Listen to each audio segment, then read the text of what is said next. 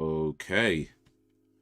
Okay, we are live right now. Live from the village right now. It is 25 minutes past 8 p.m. right now. Started in a little bit late right now on the 7th of June 2021 right now. I'm in London, England right now. Where you at, village? Where you at? Big up for everybody. Appreciate a like on YouTube. Wagwan, that's what's up, man. One like. I like it. I like it. Big up for that. So, things might look a little bit different. Let me turn the light up a little bit here. Things might look a little bit different, but it should certainly sound a little bit different. Hopefully sounds a bit better. I've got a new microphone as I put the vlog up about getting a new microphone. So that's being used at the moment. So things should sound a bit better than they have been in the past. Maybe a bit more rich, a bit more full, that kind of thing. Well, hopefully that's how it sounds. You let me know. And yeah, just did some rearrangement slightly. I swapped my desk around. Not quite a new desk. I've had this desk for a while, but I just swapped it for a desk that I've had before, which is bigger than the one I was using. It just gives me a bit more space and hopefully doesn't hurt as much and gives me a better posture. Well, helps me with my posture, I should say. But big up Alan Evans, yo, Blaze with the Haze for days. How's it going todays? Yo, big up Alan Evans coming through. It's going alright today. It's going alright. Just been making some moves, making some calls, looking to start some things. You know, we talked about the podcast, well, it's podcast slash tubecast really. But yeah, made some calls, sent some emails, spoke to some people about being involved. Effects is going to come down to two things. There's one that I'm going to do that's going to be on my movie channel. That's going to be very geek focused. Video games, movies, Marvel movies, you know, that sort of thing. Geek focused, geek culture. That's going to be on my movie channel, the Haze's Movie Room channel. Hopefully starting with an E3 recap that's coming up soon. And then the one that I want to do for this channel, that's going to be, I mean, like I say, I'm kind of geeky anyways. Anything I do is going to have some kind of geek lean to it, right? But the one I want to do for this channel is going to be a bit more like talking to YouTubers, so a bit more like interviews, talking to YouTubers, content creators about their creativity, about their inspirations, their creative journeys, that sort of thing. Yeah, hopefully, I mean, I don't know how frequently these things are going to be. Of course, it's going to depend on schedules and this, that, and the other. But hopefully, we could be starting it relatively soon and doing them on a regular basis. New Mac sounds great. Awesome. Bloody hell, this thing cost me £99. So it better sound great. £99 and 99 pence for the Blue Yeti Blackout what's it called? Blue Yeti Blackout Pro. Blue Yeti Pro Black, stuff like that anyway. But yeah, it cost me 99 quid. I thought it's actually not the most expensive microphone that I have. I do have a mic that costs me more than this. But for what I wanted to be using it for, I thought this was a good option. And I could use it for streams when I'm not doing the podcasts and stuff as well. So I figured it's a dual use thing. So yeah. Awesome. But yeah, we're doing movie night today. Big up everybody in the views right now. We're doing movie night today, watching Stir Crazy over on Netflix. If you have Netflix, get it ready. If you don't have Netflix but you have the movie, get it ready. If you don't have Netflix and you don't have the movie, that's cool too. We're just gonna have some fun. But yeah, Stir Crazy. It is a 1 hour 51-minute movie from 1980, starring Richard Pryor and Gene Wilder. Let's not forget the legends. Let's not forget the legends. But I've seen this movie at least a few times before. Big up Sam, I've got it ready. Nice, Sam's ready. But yeah, I can't remember how. I probably saw this movie for the first time in the 80s. I think I've seen it maybe a few times since then. I remember a little bit about it. I'm sure there's lots I've forgotten at this point. But I definitely do remember the prison scene where they go to prison, and that's one of my favorite movie scenes just ever, because it is so funny. Richard Pryor and Gene Wilder done a few movies together. I think like 5 or 6 movies together. So yeah, movie legends right here. Both since passed away. Rest in peace to Gene Wilder. Rest in peace to Richard Pryor. Both legends in this game. But yeah, if you're ready, I'm gonna do the countdown because so this one's not a public domain movie, so I can't show it on screen, unfortunately. But you know, Gotta respect the copyright rules, otherwise we get kicked off, off this platform. So yeah, I can't show it on screen, but I'm gonna do a countdown. If everybody presses play at the same time, and hopefully we're pretty synced up with that. If I need to take a break, I'll let you know when to pause. And yeah, if you're ready, let's get ready. Talk about the movie, talk about anything. That's how we do it here. How's everybody doing? Oh yeah, so getting ready. In 3. Oh yeah, get ready to press play. Make sure it's on 0. Snacks, a brew, water, paracetamol at the ready. Also, nice. Sam's fully ready. So yeah, that's gonna be my new slogan, by the way. Put on your slacks and grab your snacks. I'm gonna try and use that more often. You might hear me say that. I like the rhymes. I like the rhymes, so you might hear me say that more often. Put on your slacks and grab your snacks. We're about to press play on it. So yeah, if it's on 0, in 5, 4, 3, 2, 1, and play. Let me move this here so I could there we go. Turn up a little bit. The way this microphone works, you might not hear much of the audio, but you might maybe hear a little bit, but we'll see. Hopefully not enough. Hopefully it doesn't pick up enough to get me in too much trouble. My Netflix ain't working because my sister set it up for me and she hasn't updated her payment details, so I can't watch it. Oh man, that sucks. That sucks. Better call up your sister and be like, hey, update them payment details. Update them payment deals so I can watch Netflix for free.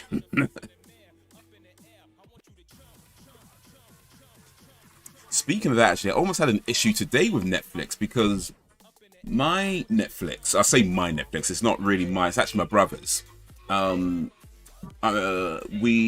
you know they do the thing where you're gonna have different profiles, right? That's what we do. So we all just kind of chip in to pay for the Netflix. Yo, big up Frozen Gamer. But the thing, so it's on his account, he has it's his password in that. And when I was about to log into it, for some reason I was logged out, so I had to be like, yo, what's the password? I couldn't remember the password. Luckily enough I found it, so I was like, all right, cool, but a little bit of an issue.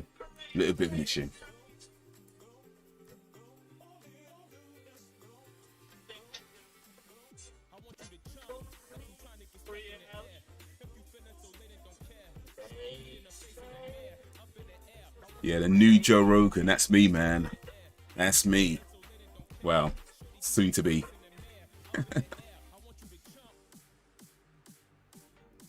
Oh, got a thing stuck in the grill. Man's just feeling up her leg right there, though. That's just sort of feel up on some stranger's leg. Maybe ask first. I haven't seen this movie for a while, but I'm just going to say it now. I reckon we're going to see some things that would not pass in today's movie making world. I'm going to say that now. We're going to see some things that by today's movie making standards, in today's culture, would not fly. This was made in 1980. I think we're going to see some things that just will not fly by today's standards.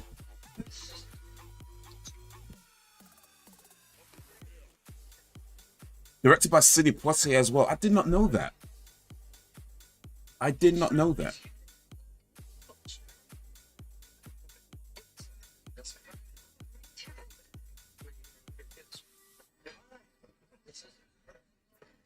Pryor's working as a waiter. Everything so far is excellent. And I have a fractional wonderful salad. There's something in the salad, isn't there?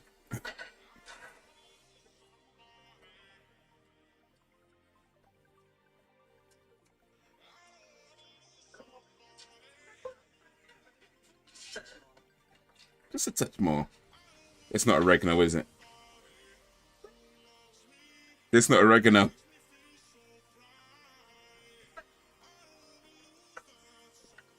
It's not.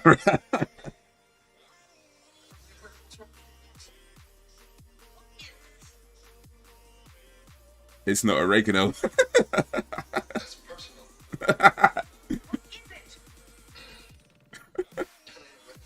It's not regular.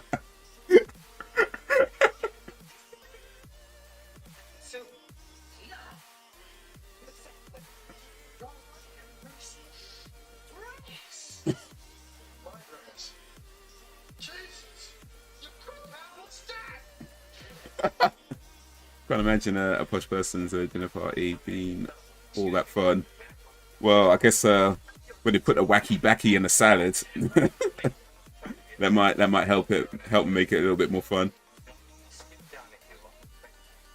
Scene from Romeo and Juliet at the Wilson Workshop. I want you to know that you are wonderful. I'm not just saying it to be kind. Oh man, it's not oregano.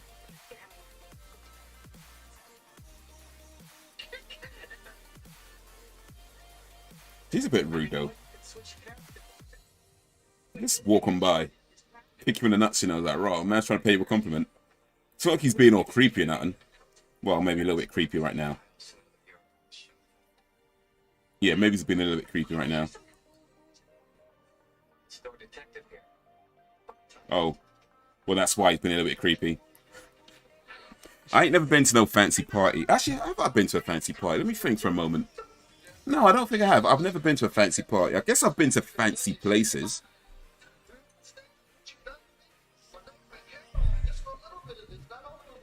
Yes, I've been to some fancy places, but I've never been to like a fancy dinner party like that. I don't think it's anything I'm going to get invited to anytime soon, but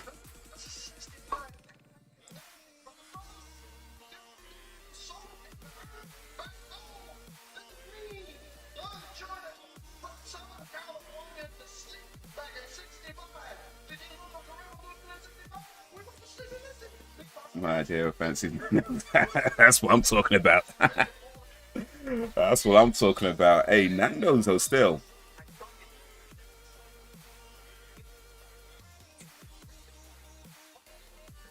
But what you didn't know is I also saw you stick to the junior Mr. Parker, take off the dress and then throw it in the trash bin. Let me get this right. Shithead. But he's charging still a jacket and she's calling him a shithead though. Come on now.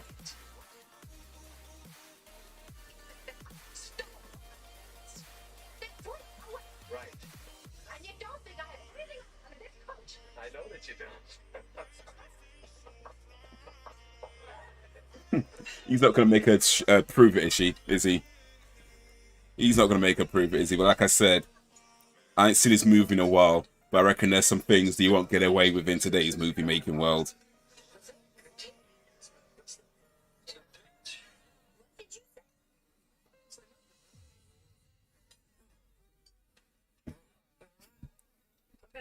You know what, though? Nando's is kind of fancy still, though. Like, Nando's is the type of place you can take a date. You know what I mean? Like, I feel like Nando's is a good first date type place. You know, you're trying to get to know somebody. You know what I mean? Like, you don't want to spend too much money, but then, of course, you don't want to go too cheap either, right? I feel like Nando's is a good first date type place.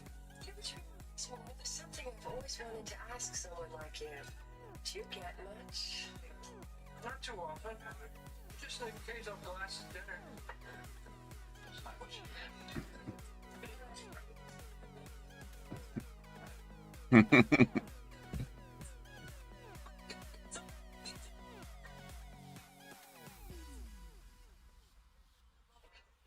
I reckon the last time I saw this movie, I reckon it's probably close to 20 years ago at this point, maybe even a little bit more. But the wine is covered to hide the fact that it's a cheap bottle. Movie tricks. We gotta save money somewhere, right? Can't beat Nando's, for real, man. Well, actually, I bet you can beat Nando's, but they are pretty good.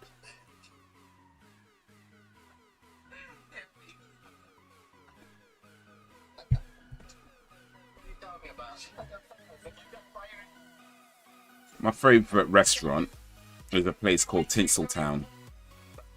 They have a couple of branches, about 3 branches, I think, in London, and maybe a few outside of London. It's an American-themed restaurant. American themed diners. So they do like milkshakes, they do burgers, or all that kind of stuff like that. But yeah, been there a few times and oof, quality stuff, man. These massive burgers like this.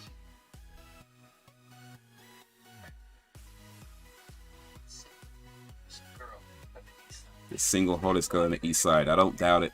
In Peterborough, Ardale, fancy is the local kebab shop. Hey, listen, you take a girl to the kebab shop and she don't appreciate it, she ain't even the one. If you don't appreciate a kebab shop, she ain't the one.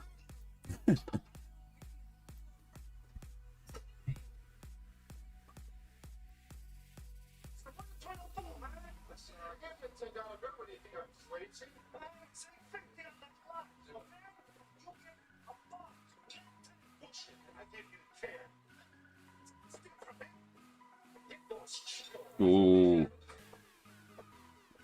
Get into the fight with the cab driver. This is before Uber. You wouldn't have this argument now.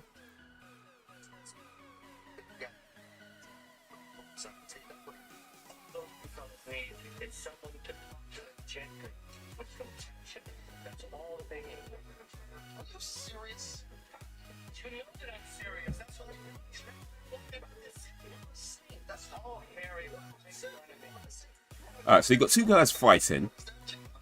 And here's the thing about this, like, I would say that if you can resolve an issue amicably, that's always the best way forward.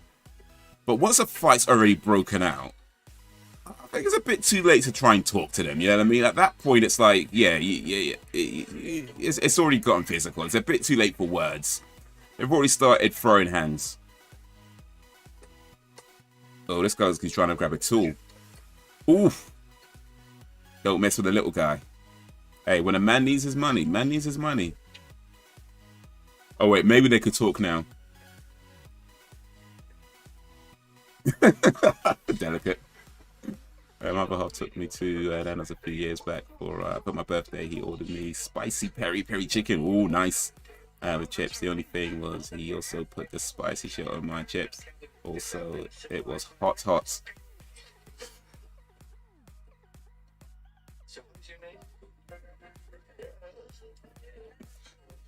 I like it hot. Spicy the better. And you, sir? My name is Chico. Chico. Alex, may I present Chico? Chico, this is Alex. How do you do? Ooh.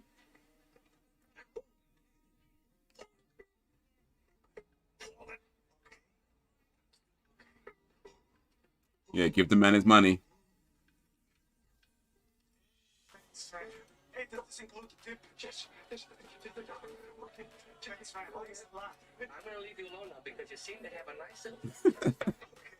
Have a lucky season. Thank you. So long. It's okay. Thank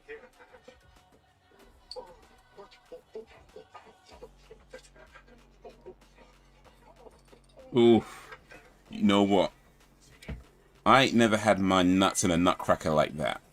I feel like it's one of these things that you can go through life and never know how it feels and you just be okay.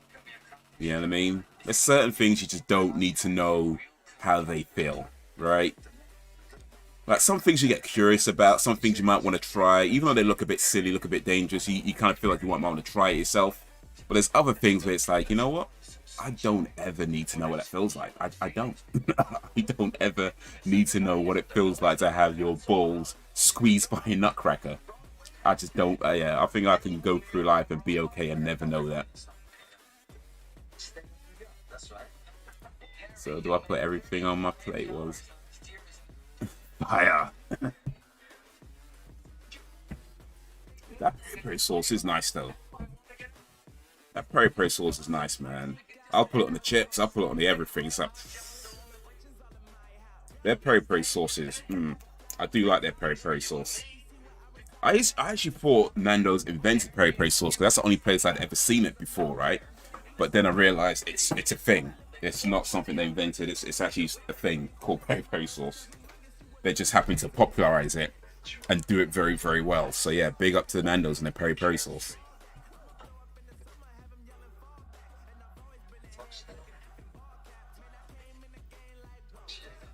Just picture this. Picture me rolling. Girls. Walking through the desert. Splashing in the ocean. Just catch a glimpse of their bodies when the moonlight hits their breasts, and they watch those breasts just bounce gently. Imagining their breasts.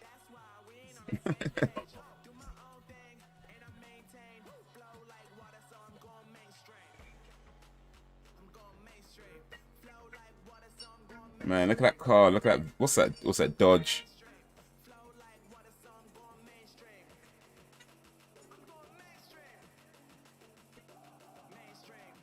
So here's something about movies that I don't know how many people know this, but whenever you see like driving scenes in movies, right? There's very few moments where the actors are actually driving the car. Like, for example, a shot where you see it from a distance like this, right? That's probably a stuntman in the car, you know, something like that. And even when you see them like sort of close up behind the wheel, there's usually like a truck in front pulling it along, so they're not actually driving the vehicle. You know, like there's maybe a few moments here and there where the actor is actually driving it. It does happen, but a lot of the times, yeah, the actor isn't actually driving the car. It's either a stuntman, or they're being pulled along by a truck, and they're not actually driving it. And now you know. Harry, I have a good feeling about this town. I really do. I think it's going to be our lucky town.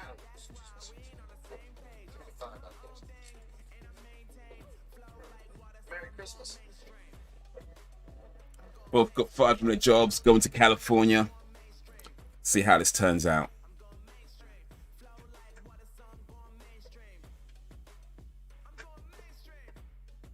Whistle stop. By the way, the plan for next week is to do the Hitcher for movie night. So hopefully we'll be doing the Hitcher for the movie night. But yeah, confirm that a bit nearer to the time.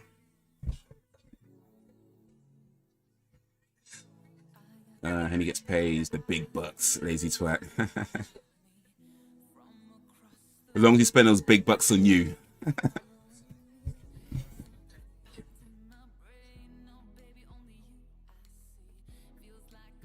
It's nothing big, but it's a start.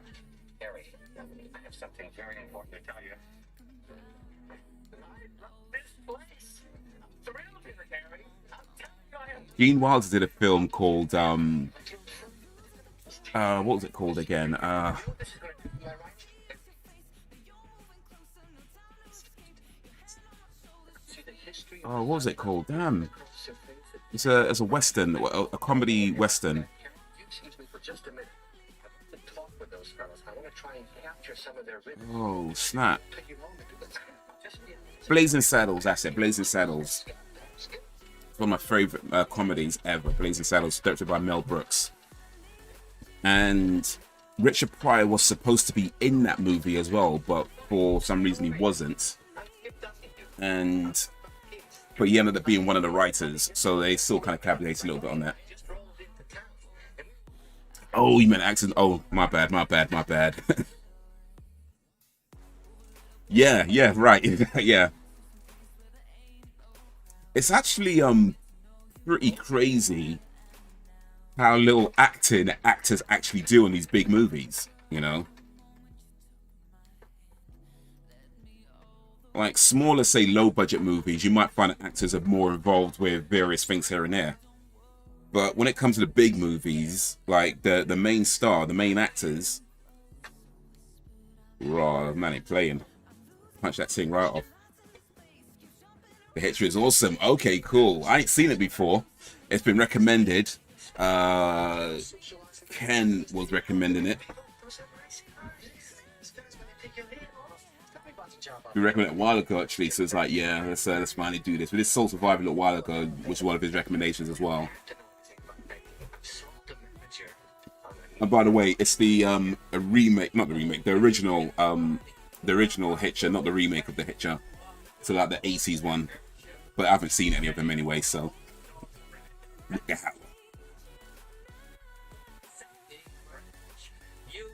Yeah, like when I was on the movie sets and just seeing like how were even the slightest things like. I mean, don't get me wrong, I understand why they do it, but it's like they'd have a scene where the actors would get hit with something, like the main actor would get hit with something and he's supposed to fall on the floor. And what would happen is that they'll film up to where, you know, like somebody's coming from behind him and he's going to hit them with the back of a gun or whatever, right? So the film up to like, he comes up, say that's the actor's head. They will go up to about there and cut, right? And then they'll swap the actors out for the stunt actors, and then they'd fall on the floor, like the stunt actors would fall on the floor. And then they'll move the stunt actors out and then bring in the real actors, and the real actors would lie on the floor, right? Just lie on the floor as if they'd just been knocked out. So even things like fall into the floor, the actors don't do. Like, that's the stunt guys, you know? And it's kind of crazy when you're like, man, when you get to that level on a big movie, when you're the star of a big movie, like the amount of acting you do is mostly just like the close-up shots when you're talking, and that's what it cut. Oh, snap. Oh, this is what. Oh, yeah. This is when they get mixed up. Say, yeah, I remember now. But yeah, like even things like running, you know, stuff like that. Like it's off that with the stunt guys, you know. That there's and I would say anything physical, anything kind of physical, is where they'll pull in the stunt actors, and then more the stuff where you see the actual actors is more stuff like the talking scenes and, you know, just the kind of basic movements, you know. And that's a general, not of course every single movie. I know some actors do their own stunts and that happens as well. But yeah, when it's like just a regular actor who isn't a martial artist or anything like that, then yeah, the amount of acting they actually do is probably just the bits where you see them close up doing the talking. That's what they get paid for. Honestly, I thought Soul Survivor was boring. The Hitcher, though, is a good one. Oh, nice.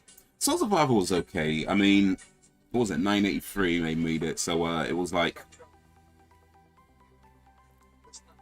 I mean, I watched it like just, what, a month ago, 2 months ago, I think I watched it for the first time. So it was alright. I thought it was alright. But then, I don't know. Maybe it was because I was watching it on stream. These actors are lazy. Hey. It's nuts, though. It's really nuts.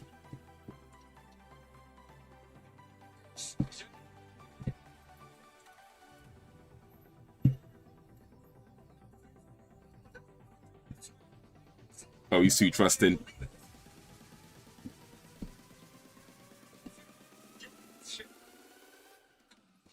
It's just nuts, man, when you look at big actors. I mean, to be fair, I'm sure, like I say, I'm sure it's different on different movies, but some of the sets I've been on, I was like, wow, not even falling to the floor.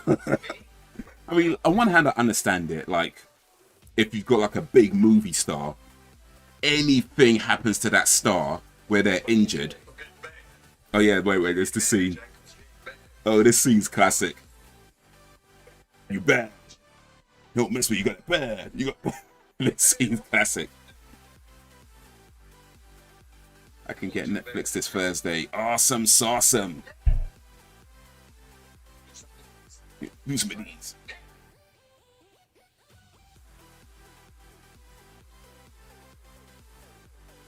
And I watched on stream with you. The conversation was cool. The film not so much, in my opinion.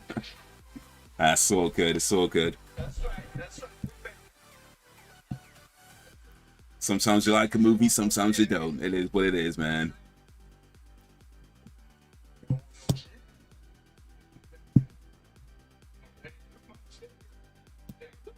We bad.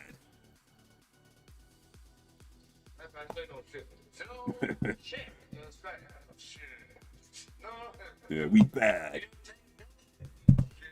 No shit. No sir, no shit.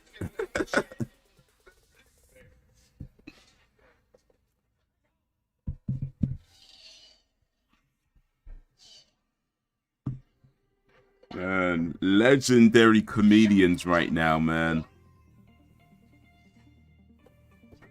And this scene, I ain't seen it for years, but boy. Oh, that's the guy who plays Rocky's Rocky's trainer, wasn't it? Is it Rocky's? Yeah, he played like Apollo Creed's trainer. I'm sure that's him. It looks like him.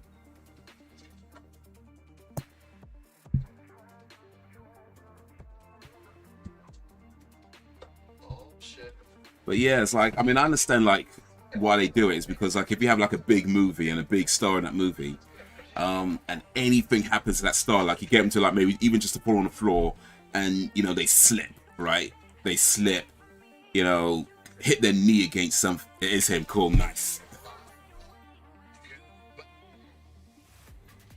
Ooh, this guy trained Rocky and Apollo Creed, but you don't want to be slapping his head.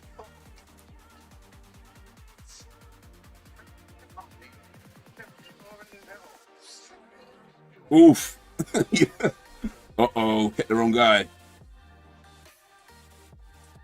And this guy don't look you want to be messing with him either.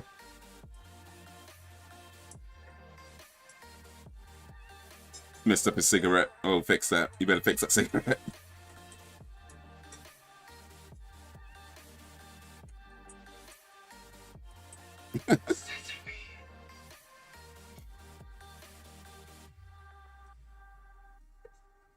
Whoops.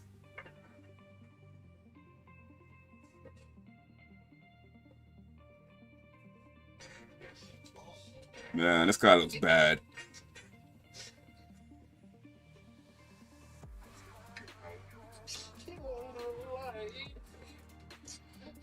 Yeah, so anything happens to them, even like on a small thing, like they hit their knee against something, they can't stand up, you know what I mean? Anything goes wrong, that's the whole production down, you know? So I understand why they do it like that way, but it's kind of like, raw. When you see it, it's just like, raw.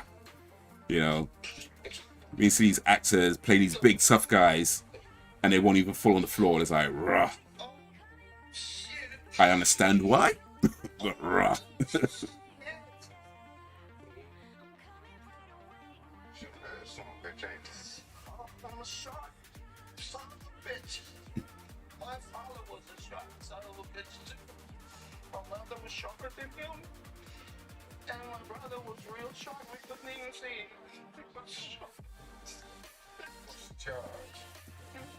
I could take him.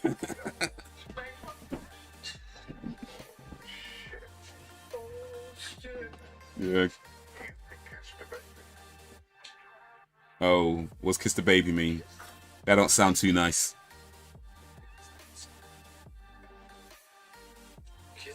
Get that nutcracker ready.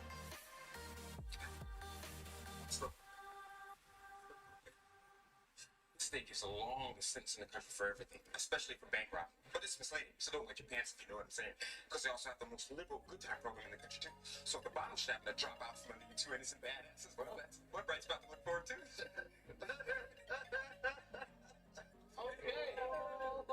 Okay. What did he say? Do you know what he said? I said it a bottom floor. No idea what you just said. That guy kind of looked like Mr. T a little bit, though, isn't he? Like, he kind of had that Mr. T kind of look going on a little bit. I mean, of course, he, you know, you don't know what's going on under that hat. But that beard, that was Mr. T had a beard like that.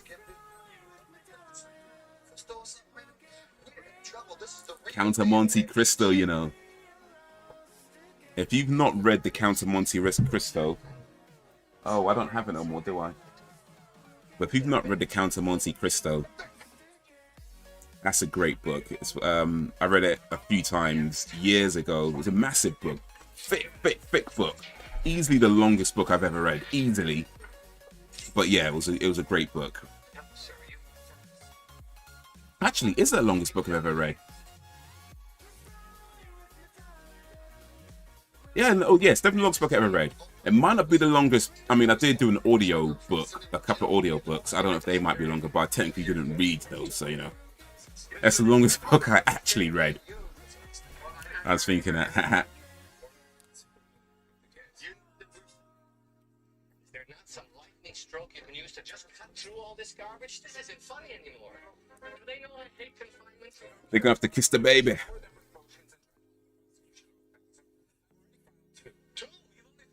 This lawyer guy looks like he's an actual lawyer in real life and not just acting as a lawyer. Like, he looks like somebody who is a real life lawyer.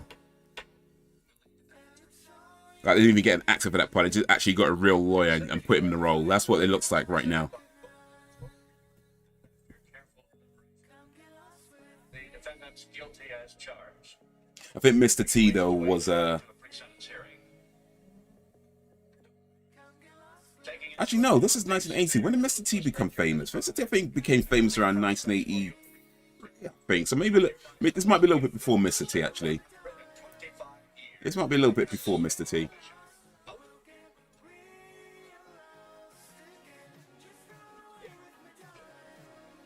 Last book I read was 50 Shades. See what the hype was. It's boring. Yeah, I've heard a few people say that as well, actually, that it just wasn't that interesting. I haven't seen the movies or read the books, but from what I'm hearing, from what people say about it, it pretty much sounds like the guy sexually abuses his girl throughout the whole story, and she just goes along with it. Like, that's how it sounds. Like I said, I've not read the book, I ain't seen the movie, but when I've heard people talk about it, that's what it sounds like to me. Like, it's just one long sexual abuse story that she's just like totally up for, you know. I'm gonna kill his mother. But as someone who's read it, Sam, what's your take on it? Misty's first movie, Rocky 3. Yes, I believe that is correct. He got the role because of his friendship with Rocky. Not Rocky. What am I talking about? Hulk Hogan. Yo, what up, Dragon Gem? Big up for the hearts. But yeah, apparently he was on a TV show. He was on some game show or something like that. And then from there, he started to get noticed a little bit. Met Hulk Hogan, who got him the role as Clubber Lang in Rocky 3. And then from there, you know, the A-Team, and that's when that came about. Yo, big up for the follow as well, Dragon Gem. Appreciate that, man.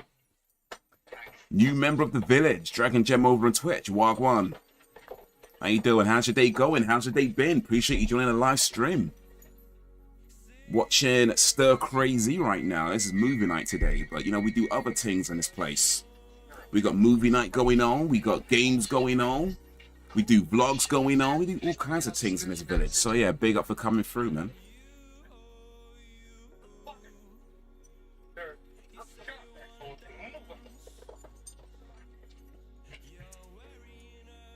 Mr. T had a birthday recently, actually, I believe, actually. Speaking of Mr. T. I think it was his birthday recently.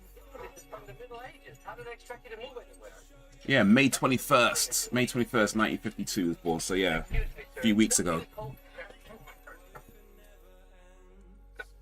It's good, I found you because of the new Twitch tags. I love the tags, so I can make new friends. Oh, well, big up for the tags then, appreciate that. I actually recently started using tags, believe it or not. I've been on Twitch for ages, but I've only recently started using the tags. Started going, you know what? I had some people talking about on Twitter about these new Twitter tags. New Twitch tags. I was like, you know what? I don't know, maybe I'll try something. Oh, new follow as well on Twitch. Yo, big up for that. That's Alan. Oh, Alan Evans. Nice one. Alan Evans from YouTube now follow on Twitch. Big up, Alan Evans. I'm on Twitch and YouTube. I didn't have an issue with the plot. It's just it just wasn't well written. Plus, reading that, I realized there was a thing as too much sex. Just a little bit too much. Maybe they need to slow down a little bit. Maybe they need to take a break. Get some coffee. Have a sandwich or something.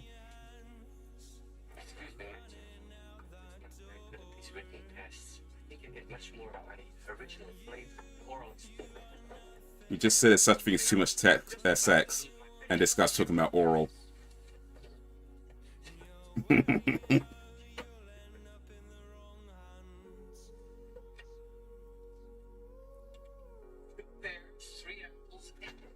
All right, now listen to me. Oh, A kid tried that stuff on me once at Camp Minnetonka in Vermont, and I hit him so hard that his braces ripped the whole upper part of his lip.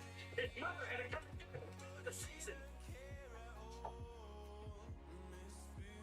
yeah, that didn't work.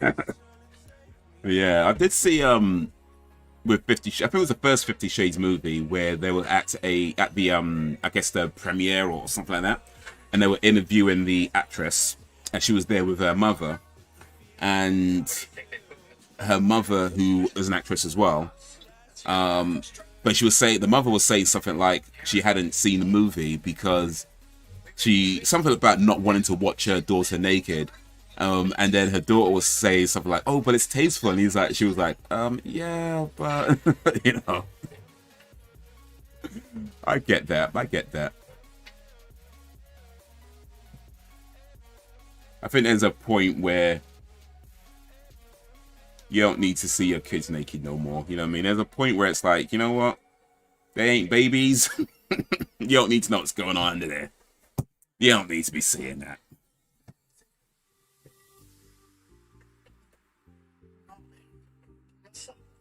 I saw your Twitch tag in the description box below.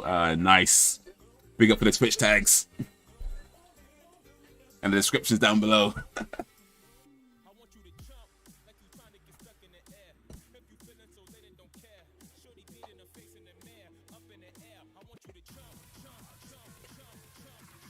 Oh, you better get in there, boy. Uh-oh.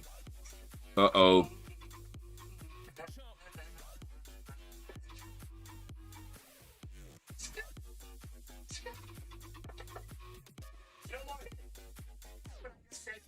No more headaches. All right, turn around. You want to stay late tonight? I said, turn around. Okay, let's get out of here. Uh-oh. Dude. Chill, man.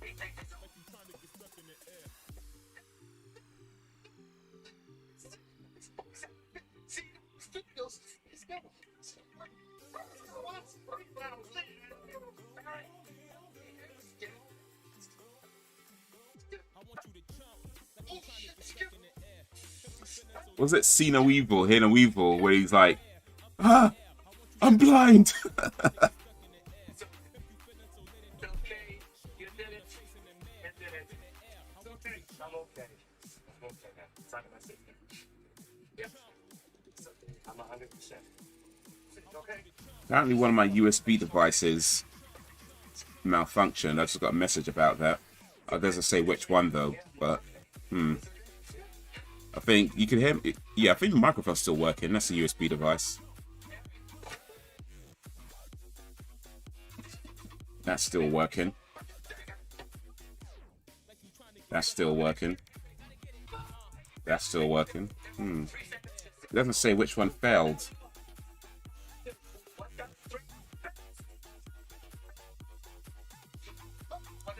Yo, Young Guy Reacts. Big up for the sub on YouTube.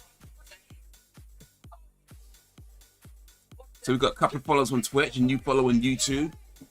Appreciate you, man. Appreciate you. Some new members of the village.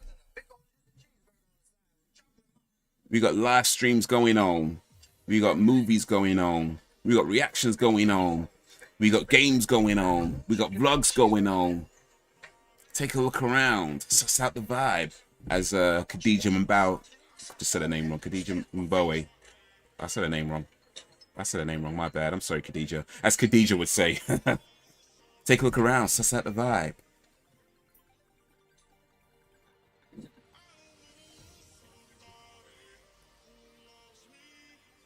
What's crawling around in our soup? You're talking about little creatures. There.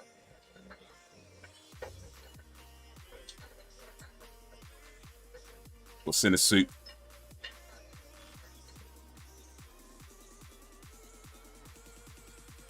Oh. Big man.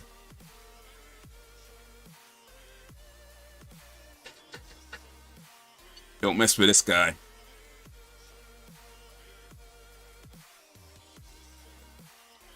Probably on Twitch, but I have no intention of downloading it. It's all good. Grossberger. Oh man, that name. Killed his entire family and all his relatives in one weekend. And then he killed some more people that reminded him of his family. He's here for rehabilitation. He threw a jug into a wall over at the library, burned the furniture factory to the ground. Well, he hasn't killed anyone here yet. I would sit with him when I killed my stepdaddy. Wonder what triggered all that fun. So gentle.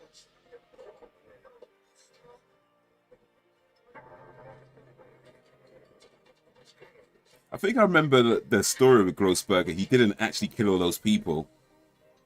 It was like something like, I think, because I think in the end he's like a gentle giant type person. If I'm, it's been a while since I watched that, but I think that's how it goes.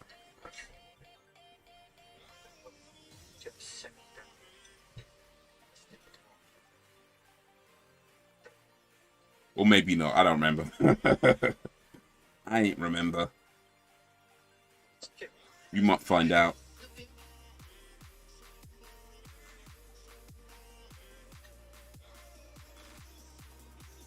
Sometimes you just gotta smile and say hello.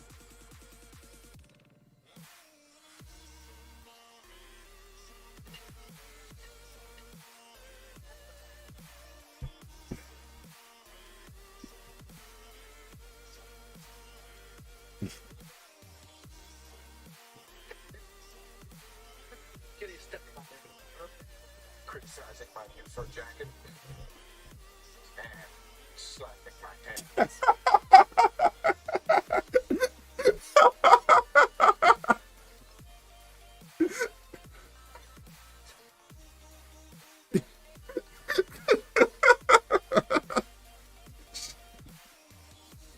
Yeah, you could, yeah, so good, so good. We don't need to go there.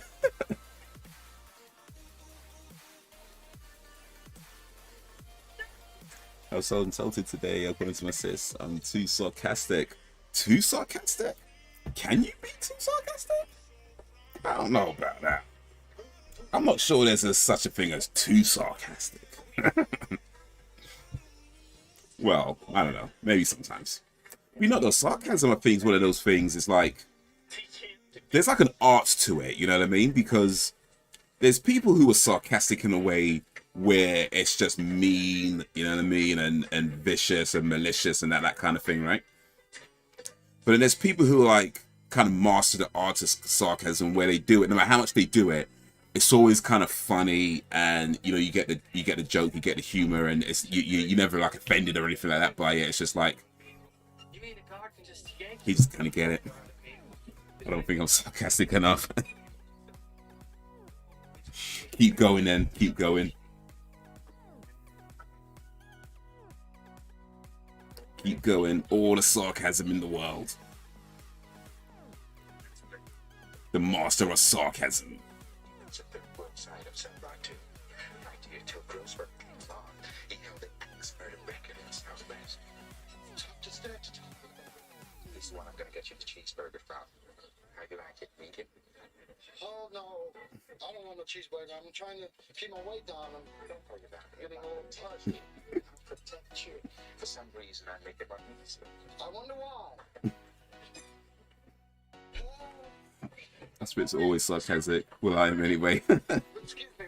I think it's kind of a thing here, isn't it? Because, like, I guess there's a you know, like a cultural thing in that if people aren't really used to it, they, you know, they might think you're just being rude unnecessarily, right? It's like, all right, yeah, I can understand that if it's not something you're used to, but yeah, I think like in the UK, you just kind of know the difference between somebody being sarcastic out of, you know, out of like, you know, kind of a light-hearted way of just speaking or making a joke out of something, or, you know, bringing humor to a situation, and then somebody being sarcastic as a way of, you know, being mean, rude, and that kind of thing. Like, you just kind of know the difference. I don't know. Maybe it's because we're just so much sarcasm around. We kind of pick up on the slight nuances in this type of sarcasm and the other type of sarcasm. We just kind of know. Take it, let's be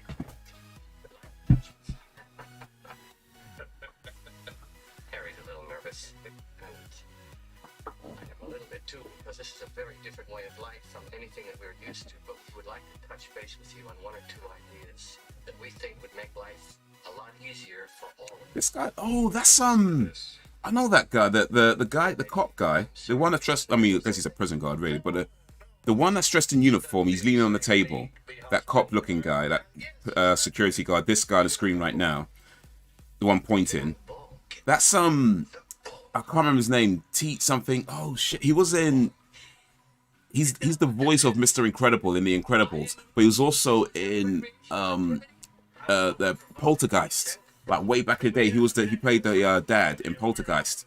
I'm sure that's him. I'm sure that's him. Let me see if I can prove it.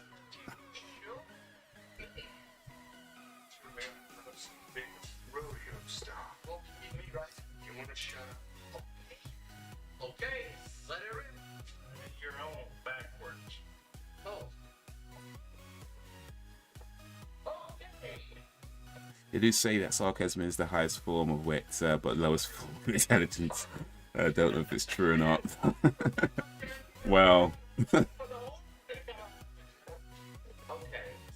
Craig T. Nelson, that's it. Let's see. Proceed. Was that him in Stir Crazy back in 1980? It was him as well, yeah. Deputy Ward Wilson. That was him. He was in Poltergeist. And the voice of Mr. Incredible.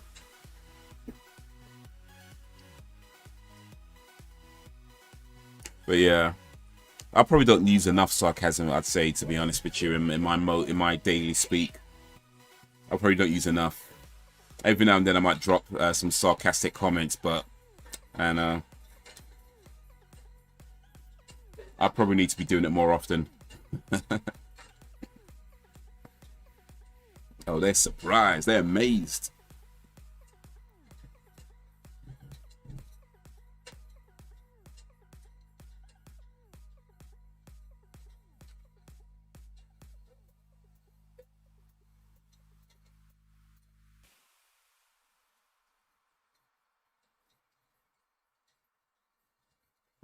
Oh, he ain't coming off. Imagine all they did for this scene is film it at a real slow rate and then speed up the video.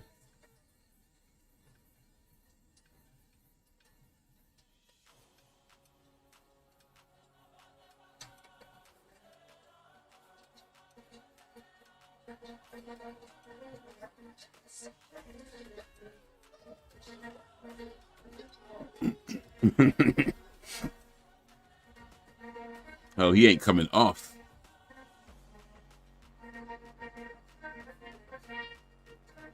Have anyone in the chat been on one of those, what are they called, bucking Broncos? Or, I don't know what they're called, but have anyone been on one of those, like, bucking machines? I've never been on one of those, but they look like a lot of fun. I'm pretty sure I won't last at all, but they look like a lot of fun.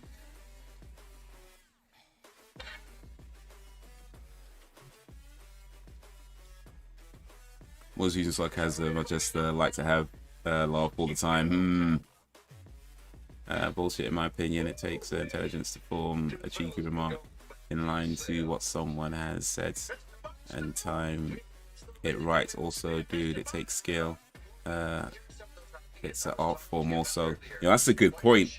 That's a good point. It's like saying, like, it's that line between getting it right where everybody is okay with it and getting it completely wrong where people are like, dude, what's wrong with you? You know? So yeah. I guess it's like saying anybody with legs can run, but not everybody can do what Usain Bolt does. You know what I mean? That takes skill. There's a skill to that. So yeah, I feel like, yeah, maybe anybody could be sarcastic, but not everybody can get that sarcasm just right. You know, that takes some skill. That takes some talent.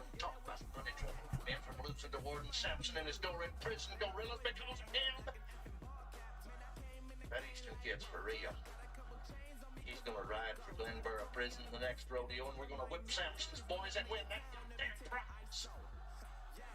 Yeah, get back in here in an hour. Just about a double on you. The ball.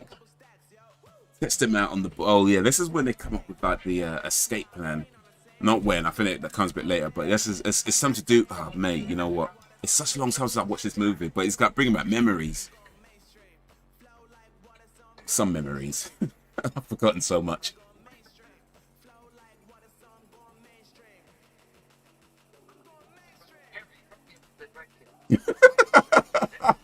Rub me a little bit. No, Harry rub. Yeah. Don't get too close. Don't get too close. Jesus is the champion bull rider from his property. When I'm one as a kid, Philip instantly This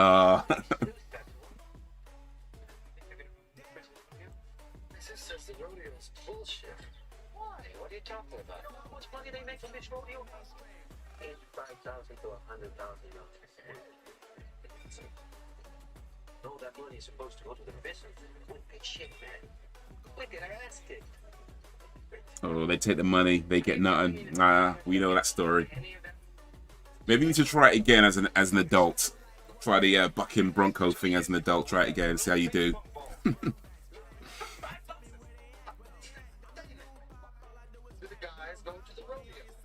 think that how you use it and knowing when and not to use it. Yeah, indeed. The art form, man. The art form. I mean, if somebody's like, you know, somebody comes to you and says, you know, my dad just died or something like that, you probably shouldn't reply with, really? Oh, no. that might not be the best response, right? So, yeah. Definitely time and place for everything.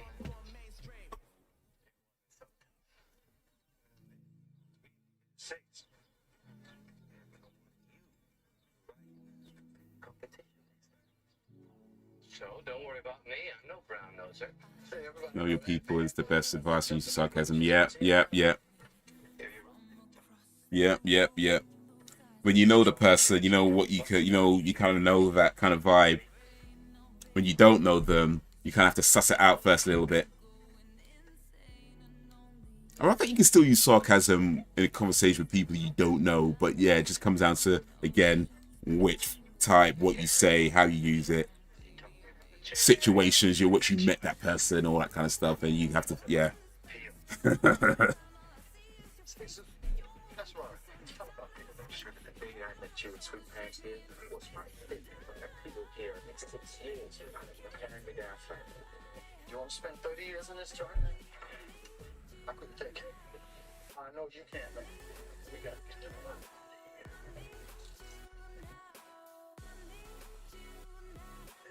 You know, I'm thinking now, actually, this is a similar film in parts to Life. You know, Eddie Murphy and Martin Lawrence movie called Life, which is a brilliant film if you've not seen it, by the way.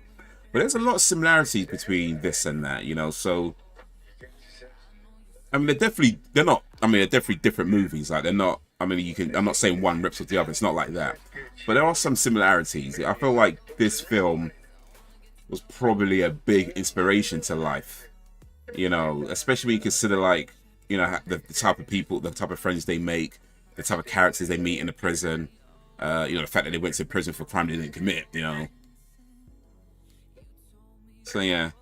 Definitely a lot of similarities, but Life is a great movie. If you've not seen Life with Eddie Murphy and Martin Lawrence, honestly, one of my favorite films ever, one of the best comedy films ever made, in my opinion. Definitely worth checking out. Just a brilliant film. It's funny. It's got a great story. Pulls the heartstrings a little bit, you know. But it's just a really well done movie that just touches on so many different issues and topics throughout the film, and how it ends is just, yeah, brilliant film. It's very true indeed.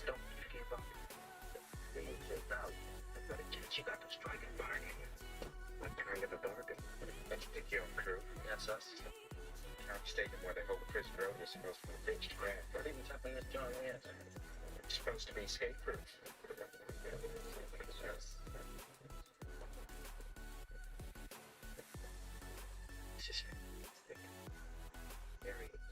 There's a great novel in this. But you won't start writing until we get the fuck out of here, right? I guess I can wait 7 months.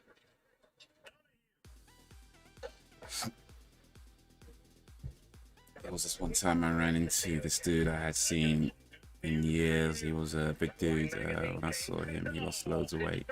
And I complimented him, and he was like, "Oh, I have cancer." I said, "Oh." Well, I mean, it's I probably shouldn't laugh, to be honest, but yeah, it's one of those things. My mother was a veterinarian. I can't have anything to do with the exploitation of animals. She would turn over in her grave. I don't believe you heard me correctly. This is very important to me. It's like, hey, congratulations on the pregnancy. I'm not pregnant. One of those situations, like, whoops. I told him no. Mom, I'm crazy. I have witness. All right, we'll talk about it myself. I have to go to the bathroom. Would you excuse me, Ward?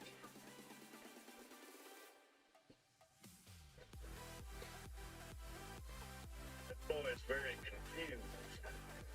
Straighten him out. What about Jack Graham? His knees have mended.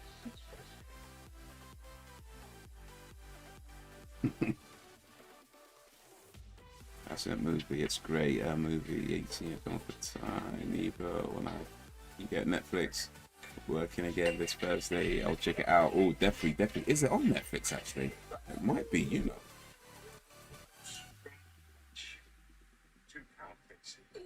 It just might be. You know. Let's see here. Is Life on Netflix? It's called Paying Your Debt to Society. It is on Netflix. It is on Netflix. So yeah, once you get your Netflix up, definitely check that out again. Definitely check that out again. Great film, man.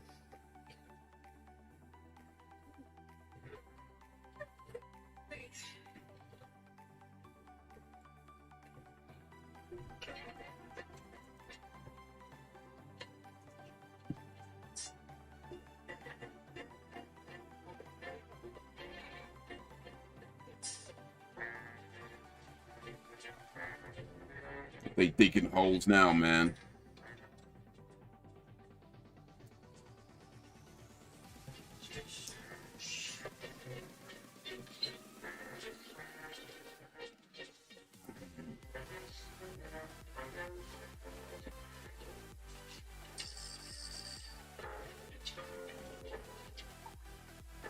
Oh.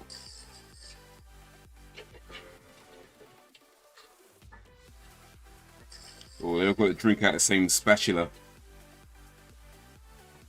Well, maybe not the exact same spatula.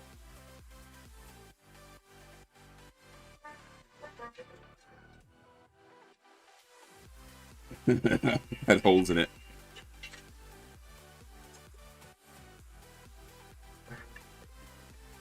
What film? I can't see all your comments, Alan. I was talking about Life, starring Eddie Murphy and Martin Lawrence, made back in 1999. I was just saying that now that I'm watching this, I'm just seeing that film was very most likely inspired by this film.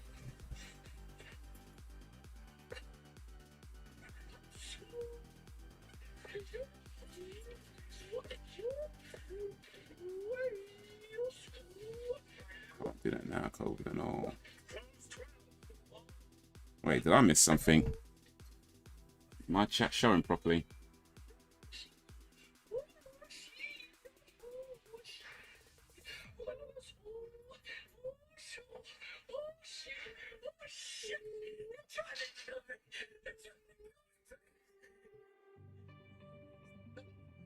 These guys could end up acting crazy all the time to the point where they actually become crazy. That could happen.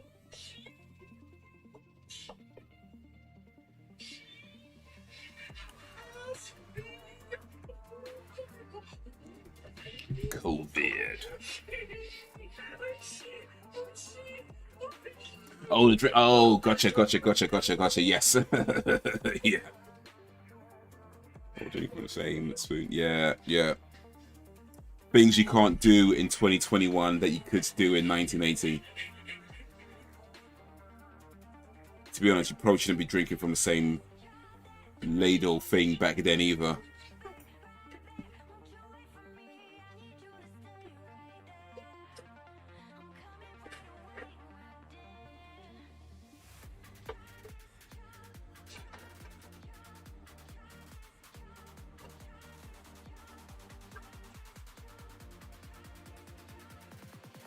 Up and at 'em.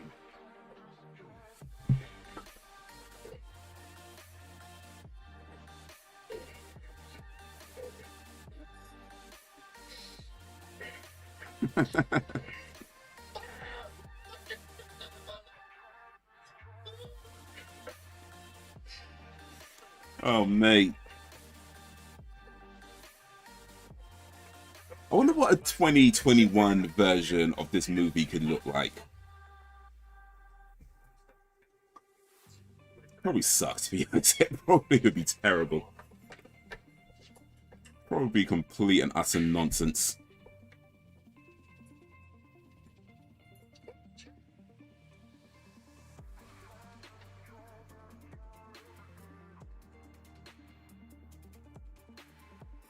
Oh, that's gotta hurt. That's gotta hurt. Oh, that don't look too nice at all. Hanging from your wrist like that. Oh. So I get given the other half affection when he gets home from work. I say, go away. You're covered with COVID. You got the COVIDs. You got the COVIDs. Get away from me. The thing is, I was never worried about getting COVID or anything for that matter. And I tell you what, I tell you exactly why I was never worried I was going to get like COVID. Way back in primary school, we're playing this game, and I said, Bainies for life, which means I'm protected from all diseases for life. I said that way back when I was a kid.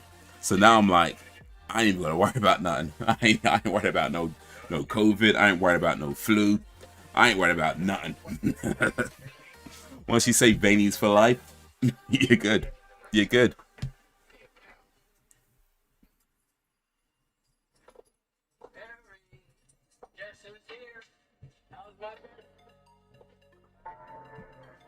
Ooh, gross burger.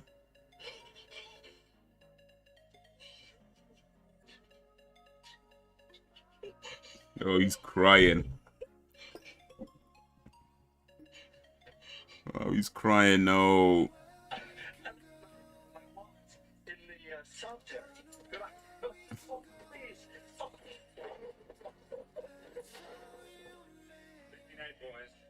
Don't do anything I wouldn't do.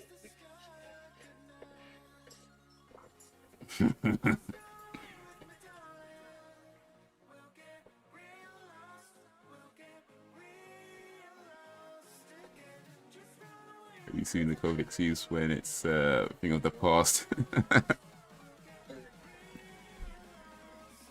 You know what? I actually feel like, you know, once all the restrictions have been lifted, let's say it happens in June 21st, soon actually, a couple of weeks.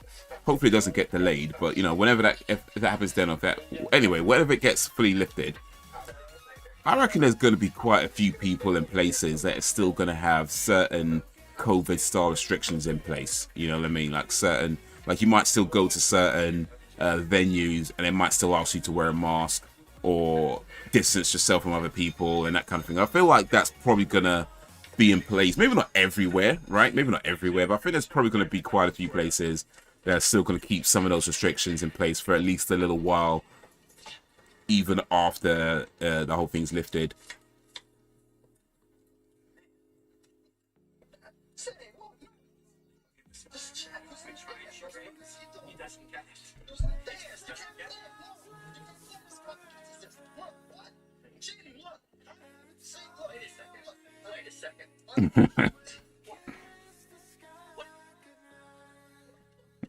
They're all cheating.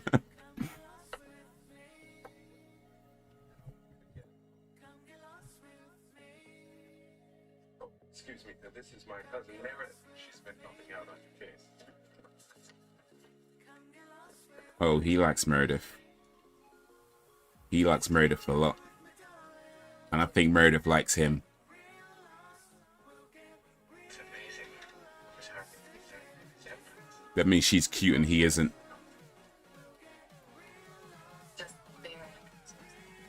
See, my mother was a Vatican.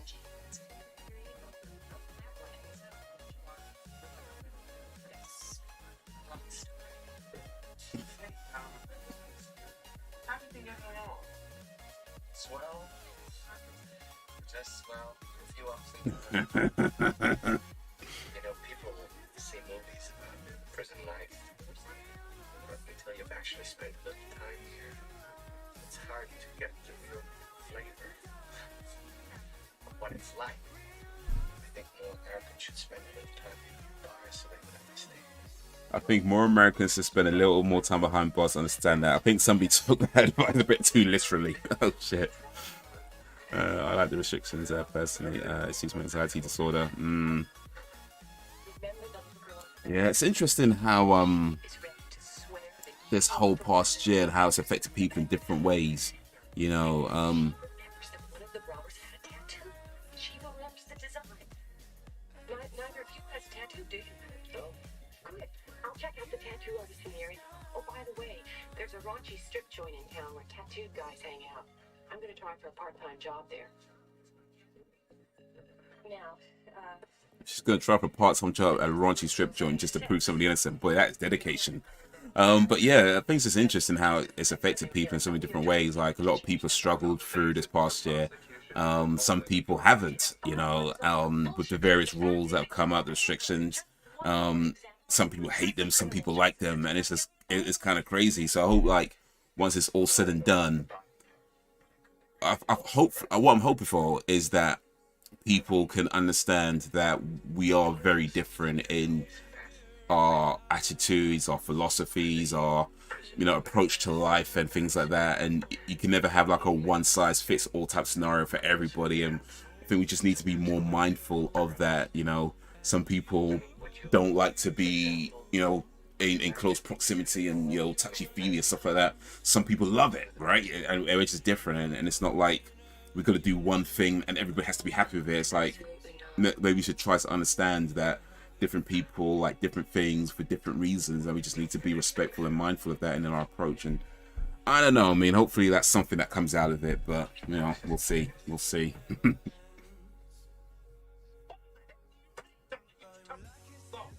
days and I'll have him broke. If you see someone in a shop and not wearing a mask, stand next to them and fart. If they moan, just say, well, you should have been wearing a mask when you would have smelled it. Well.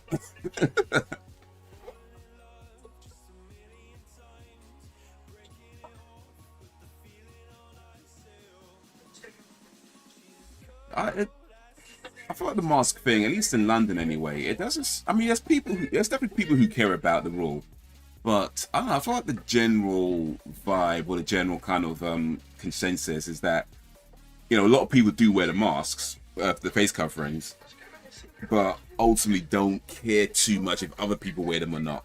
You know, like every now and then somebody might say something, but for the most part, it's like whatever. You know, you see people wearing a mask and they'll put it on and they'll wear it all the time, but then other people be like, whatever. And nobody really cares what other people are doing. I think that's the general kind of consensus in London, at least from my experience. Do you mean weather doesn't suit my desire? It's not to do though. Finding it triggering. But I feel like I can't breathe. It's awful. Sorry. How do you cope with something like that? Like, do you have like a technique or like something that you do to help you through it? There's some humanity in this place. They're gonna electrocute him next month. Mr. Fraser? How do you go? That's the cat did me. Make sure you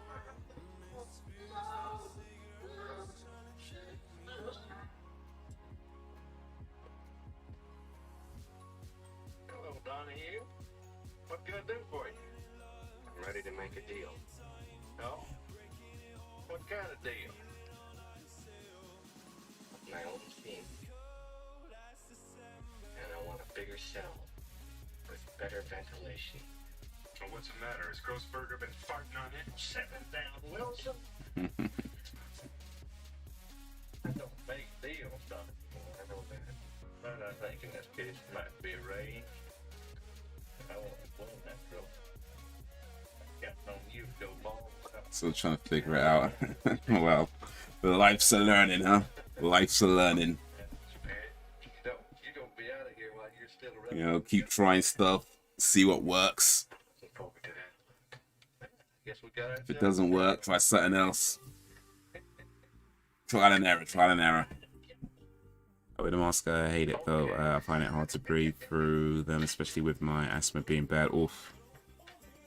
You get like a medical exemption. Did they do that in Peterborough? Because they do that in. I know they do it in London with like the transport TfL Transport for London, where you're supposed to wear it on trains and stuff. But if you have a medical exemption, they'll allow it. So I don't know if that. I mean, I know that's for London. Maybe it's different in Peterborough. But yeah, I don't know. Could be worth looking into because I think a lot of people say similar things. I mean, I would say I don't, strictly speaking, struggle to breathe in the mask. But if I've had it on for a long time, like I usually use this, right? Like face covering. And it's pretty okay when it's cloth, right? So it's fine. But if I have it on for a long time, it does get to a point where it does feel a bit stuffy, especially if I'm in my car. You know, it does feel a little bit stuffy after a while. I have to be like, you know. So yeah, I mean, if somebody has like breathing or any kind of respiratory issues, then I imagine, yeah, that could be a lot worse. But that don't mean he's coming out.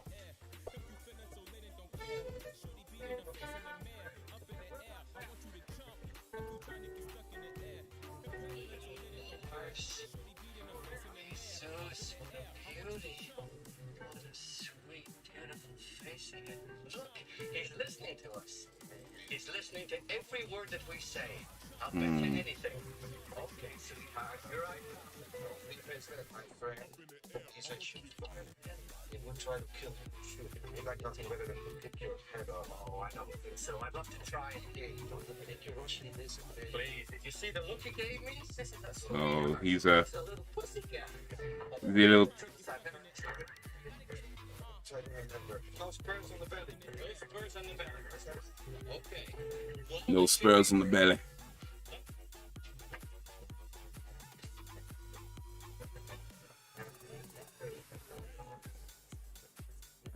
Has Kochi his mask. She has that mask also. Okay. Oof. I'm all right. I just wanted to know what it was like to get thrown. Grossberger, I'm fine. You can put me down What now. are we doing? You know, you get a little overprotected sometimes. Okay. Larry's that sucker. Now let me explain to you about bulls, okay? A bull. Okay, so I had to look that one up. COPD.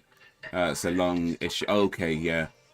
Just looked it up online because I wasn't sure what was COPD cop. But now I know. Chronic obstructive pulmonary disease. Okay. Just stand there. Look at you. And then yeah. Okay. Soaking up your weak spots. Yeah, you have to see the doctor and get to see a doc. No, it's difficult. Oof, right. Okay, so yeah, you could get an exception if you can see the doctor, but you can't see the doctor. Okay. Yeah, I feel like a lot of these rules they made and a lot of the way things were run and things were done, I don't think a lot of this stuff was thought through, to be honest with you. I don't think a lot of this stuff was thought through. Alright, guys, I need to take like a little break. So if you're watching along, get ready to press the pause button. Just gonna take a little break for maybe a few minutes or so, just to, you know, sort myself out. And we'll come back and watch the rest of this movie. I need was it in my face or something? Yeah. See the reflection in my eyes. Cool. But yeah, now I know. Now I learned what COPD was, or COPD, chronic obstructive pulmonary disease. Now I know. Now I know. But yeah, good to learn stuff. But yeah, so if you wanna get ready to pause, in 5, 4, 3, 2, 1. Okay, and yeah, should be back in just a few minutes or so to continue. So let me hit this screen and see y'all in a little bit. If I'm not back in 5 minutes, wait longer. All right, see you in a bit, guys.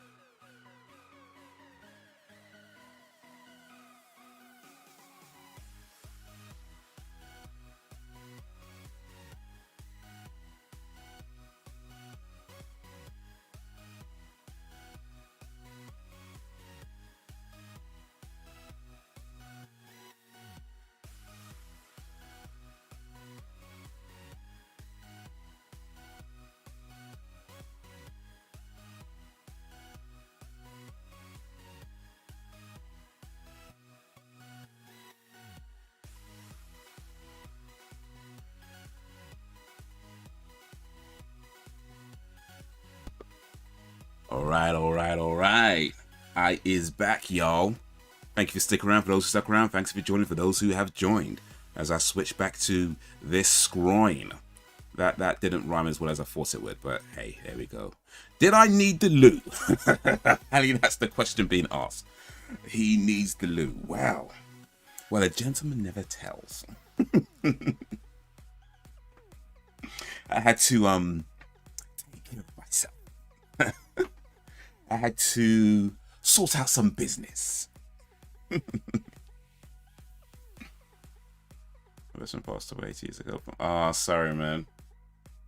Sorry, man. Rest in peace.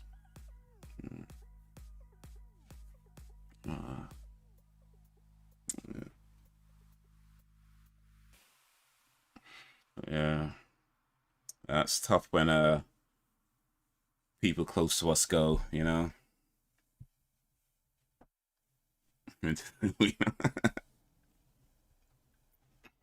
I went to the how can I say this in a polite way? I went to the restroom. Yeah, I went to the loo. I relieved myself. I let loose the juice. Yeah.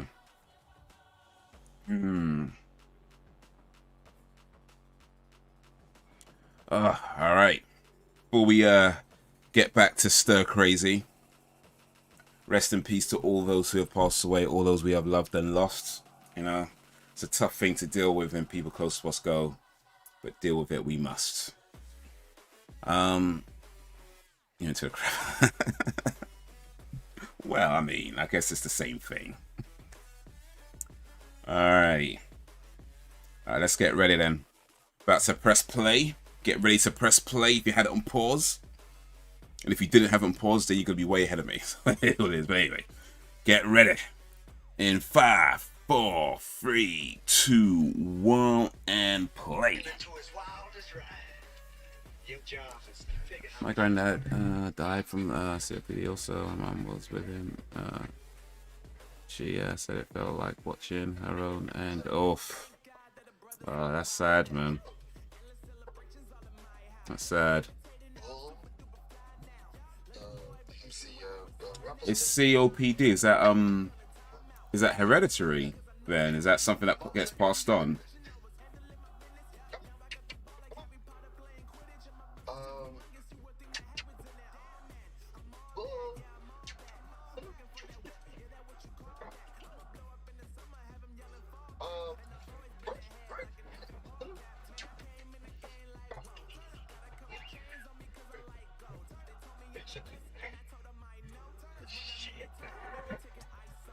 Genetics.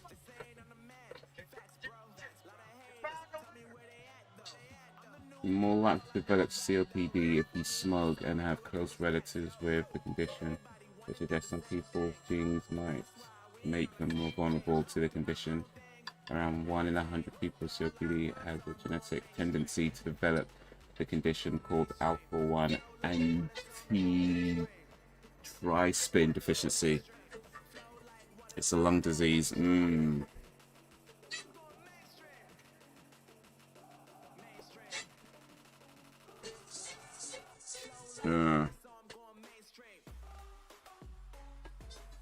Oh, sounds like a horrible thing to have to deal with. Ugh.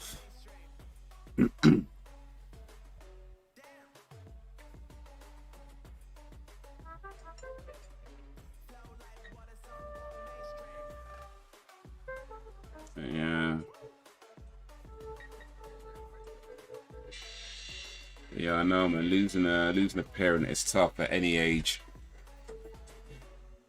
You know, I don't think it's one of these things you could prepare for, so to speak. You know.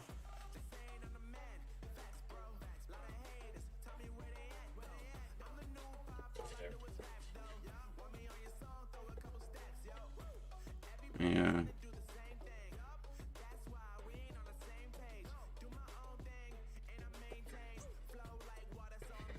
I like what they said in if you ever see Black Panther, the movie Black Panther, where he talks about, you know, a man preparing his child for his own passing. You know, I feel like there's elements of truth in that. You know, although it's still tough to deal with, but you know when it happens and it's like, okay, this is what we got to do and got to sort this out and this, that, and the other, and but just that initial kind of feeling, yeah. Which when, where? So for nothing. I think so. It was the main reason I quit smoking. If I'm going to get it, then so be it. But I can help myself stopping smoking. Yeah, it helps. Yeah, I just read here it was saying that it's a more, what did it say? Yeah, more likely to develop if you smoke. And they have relatives that smoke, relatives that have the condition. So yeah, good choice, man. Good choice. Put the cigarettes down. That's my favorite. Put down the cigarettes. Pick up the celery sticks. That's my favorite.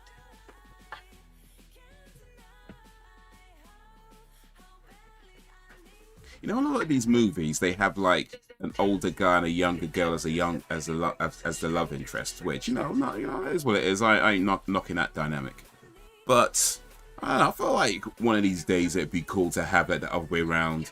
You know, where you got like the younger guy and an older woman, and not in like a kinky fetish type thing, just like as a normal thing. You know what I mean? Like, say you got the like right now you got Gene Wilder in his, I don't know, 30s or 40s or so, and this lady maybe in her 20s, like having it the other way around at one time, where like the girl is in her, say, 40s and the guy's in his 20s, and it's not like an, oh, I love an older woman, not, you know what I mean, nothing like that, not like a fetish or whatever, just like a regular, just two people fancy each other and it's not a big deal type thing. Like, just for once, I think I'd like to see it in a movie. I might have to make that movie myself one of these days. I might have to raise some funds and make that movie. But hey, that woman looks familiar. Let's see what she's been in. I didn't even catch her name. What's her name again? Meredith, that was it, Meredith. Jo Beth Williams plays Meredith in this movie. Jo Beth Williams.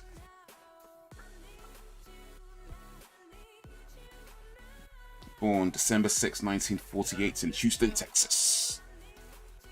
Oh, she's in Poltergeist as well, actually. Oh, you can sing.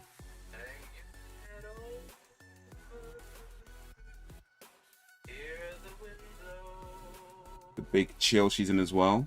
Poltergeist 2, Kramer versus Kramer.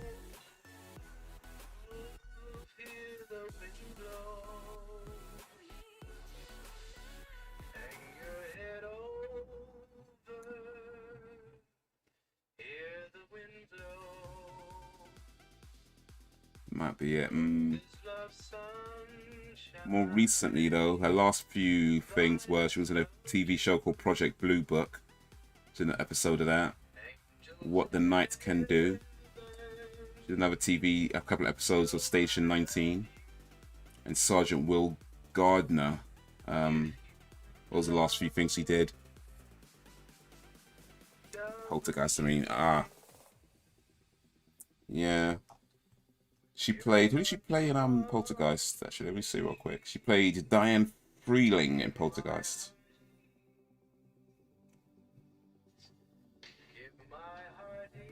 Diane Freeling. I guess that was the mother character then.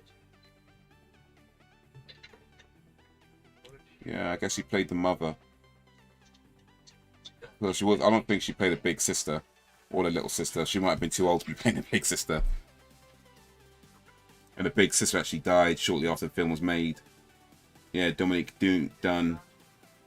He was actually killed by her boyfriend. In 1982, 22 years old.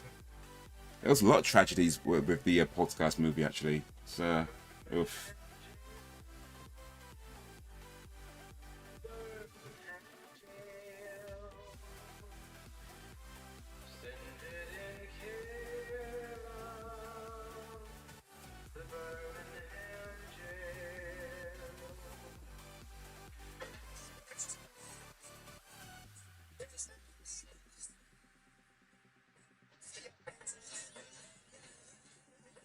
Okay. I think this bit is probably just as well I'm not showing it on screen because we might need some llamas. So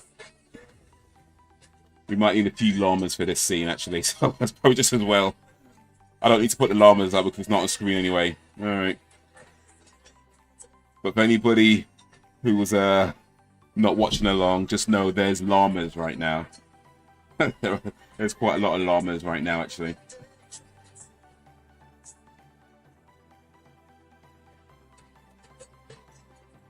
I think there was... Yes, that's right. Yeah. The Omen had some tragedies as well, didn't it? Yeah, quite a lot. I think there's a lot of tragedy with the Omen, actually. Like a lot of crew members and... Like, some of these movies, though, it's like, damn.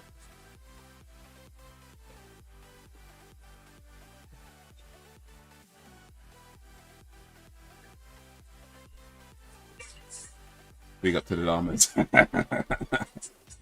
Some big llamas needed right now as well, I'll tell you that.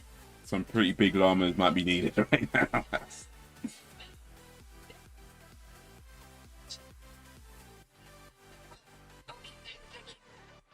Yeah, I did read that with Poltergeist. You know the scene where the lady is in the where the house is kind of destroyed at this point, and the lady's like in this like pit, and it's all these like skeletons around her, and she's kind of sinking in these like sort of skeleton muddy skeletons. Apparently, they did not tell the actress that those were actual skeletons. They used real skeletons for that scene, like real dead people's skeletons for that scene, and they didn't tell her that. She thought they were props or something. But yeah, that's messed up. That is messed up. That's the 80s.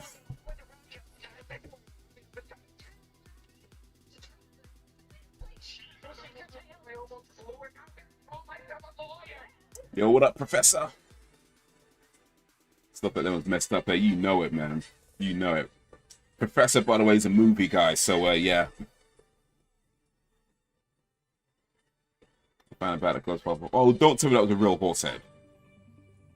Was that a real horse head? Nah. Oh, that is messed up if they use a real horse head. That is super messed up. You told me not to tell you. Well. Oh, well, I guess.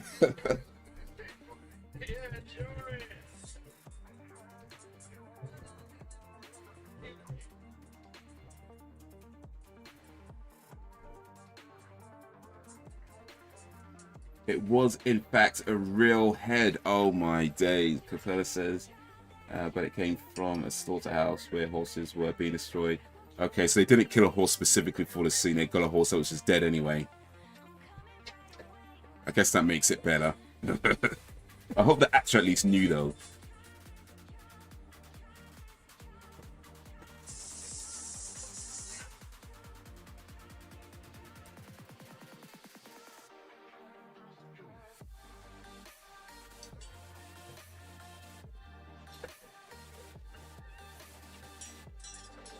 Okay.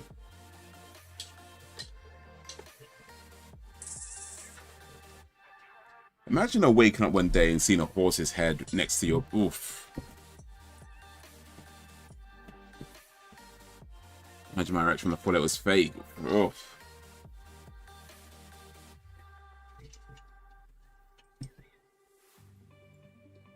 Imagine most people watching up for this figure was a fake horse head.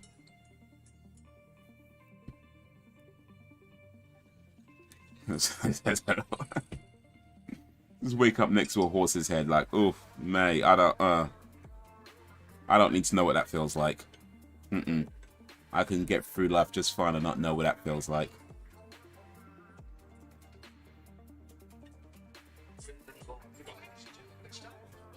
Francis Ford Coppola, see you next Wednesday.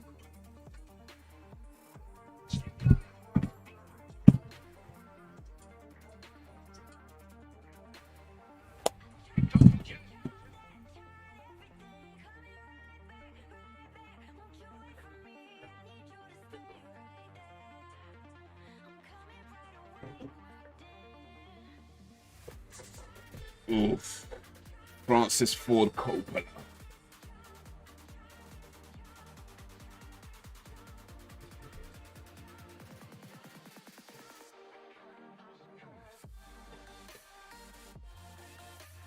Not to sell stalk Haze. Well,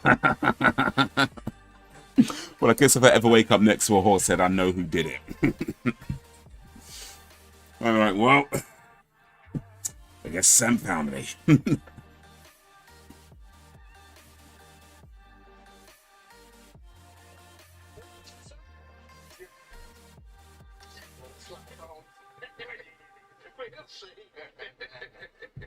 I got all Godfather movies, box sets and DVD from a charity shop for only £3. All discs in perfect condition, so I bought them.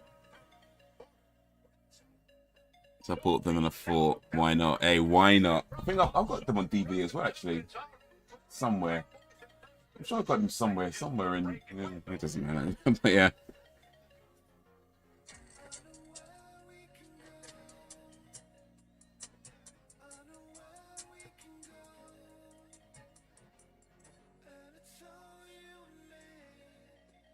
But yeah, Godfather. Did I hear I was going to make a Godfather 4, though? Well, I heard something about Godfather 4 at one time.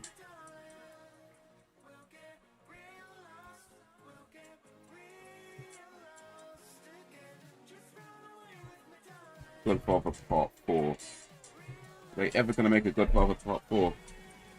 The Godfather Part 4 on the way. So yeah, it might happen. There might be a Godfather Part 4 coming. I'm not sure there'd be much point doing a Godfather Part 4, but hey. Hey, there's money to be made, I suppose. Hollywood would do it. You need to take me a grey spot in. Oh, yes. Need to find ways to bury them bodies. The river's a good spot, apparently. Thames River. Lots of bodies in there. That's actually not a joke. There's lots of bodies in the Thames River. You couldn't tell by looking at it, but yeah, there's a lot of bodies in the Thames River.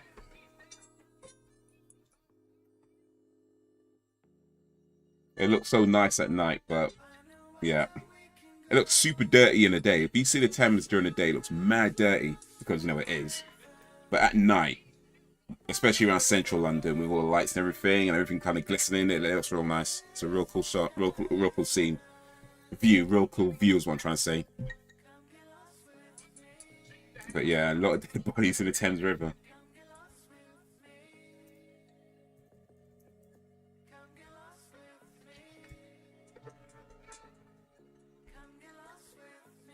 On average, there is one dead body hauled out the Thames each week. Each week.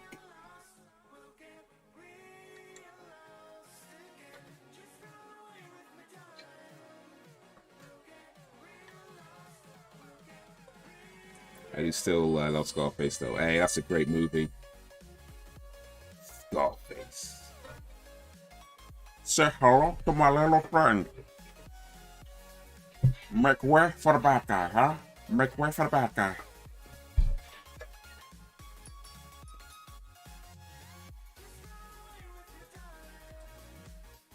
That was over quick. I had a whole thing and everything. But no, there's still a lot to do. There's the London Eye, which I've never been on, by the way. I'm not sure anybody who lives in London has actually been on the London Eye. Maybe one person, I suppose. But I feel like people who live in London generally don't go on the London Eye. It's more people come from out of London that go on it. It's like, London Eye, that's so... And it does look really cool. It does. It really looks cool, but it's effectively a giant Ferris wheel that moves really slowly. That's pretty much it. I've been on Ferris wheels before, so...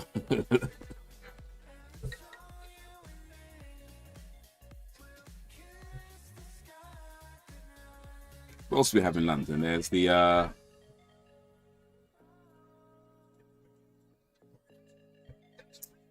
Emirates airline, what's it called? Cable cars. That's really cool. that crosses the river. It's a way, yes, you use it to get across the river, but it's not really for traveling, because there's, if you're actually going somewhere, like if time's an issue and things like that, yeah, you're not going to use that. It's too slow. It's really just more for the sight or going up and seeing it. That I have been on. It's pretty cool, but I only did it because I was actually going to the other side, and I figured, hey, why not? I got some time. I wouldn't recommend it if, like, you don't have a lot of time. It's pretty slow, but it is a cool view when you get up above there and go across the river.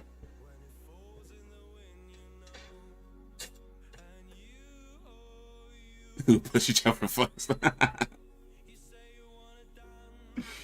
Like one of those westerns where they do that where the thing was like, who's gonna shoot first?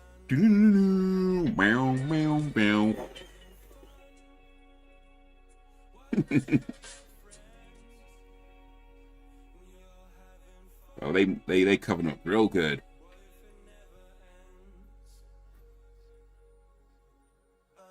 I call it intense. Who's gonna push each other first? Have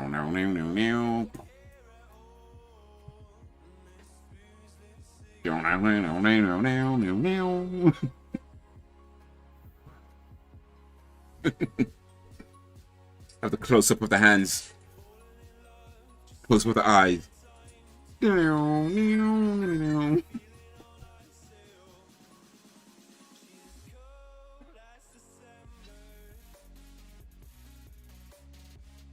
The lawyers try to clear their name, and they're going to break out of prison.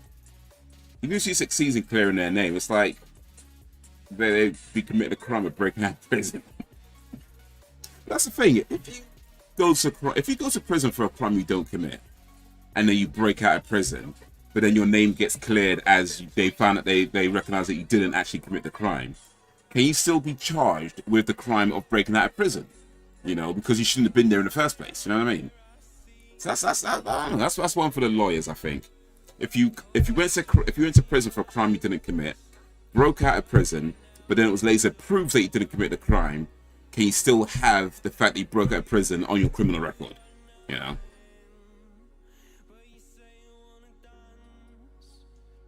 This guy looks mad dodgy.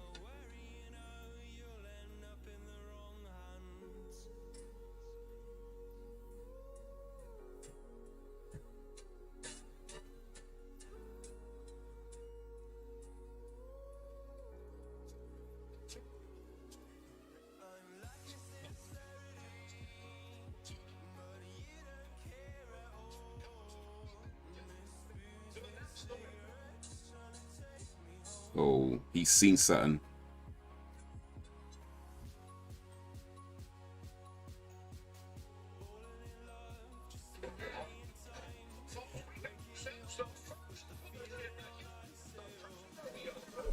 That man's seen something. But is he on their side?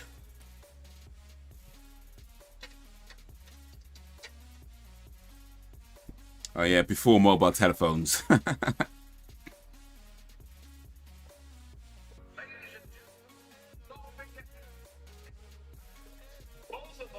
Yeah, act cool, man. Act cool.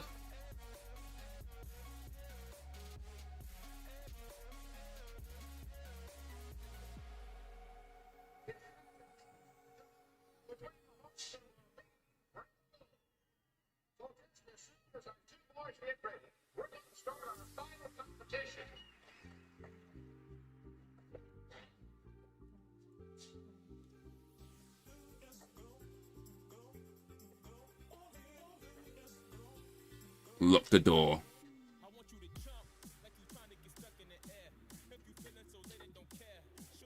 Why would they put like locks on the inside of the main toilet door though? Like, you're not supposed to lock that door. You know what I mean? Like, you're supposed to lock the cubicle doors, but not the main door.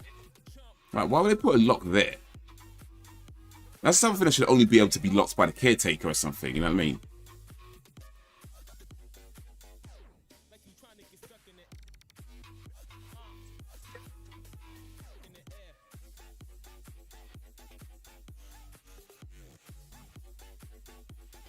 It was $50,000 to a man who can't spend it though.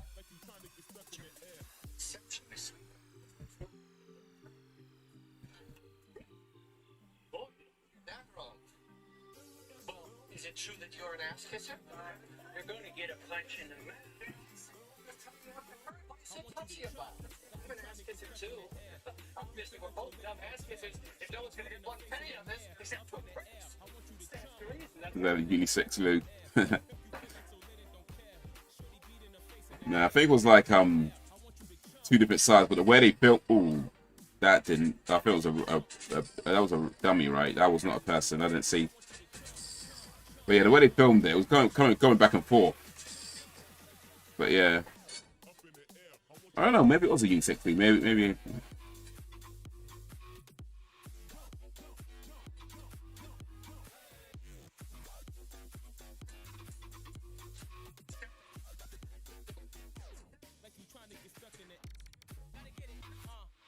why don't we give the money to prisoners? What do you think? Tell you what. You do this.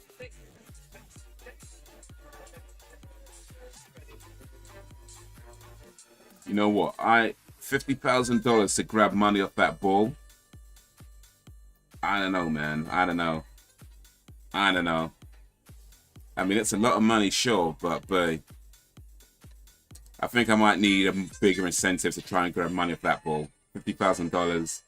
I'm not sure that's a big enough incentive for me. I might need a few more thousands on there. Like a few more hundreds of thousands on there, maybe. Oh, I don't know. Maybe if I can use a gun, then yeah, sure, why not? If I can use a gun, then you'd be like, yep. Then I'll take the money off the ball. But like that, I don't know, man. I don't know.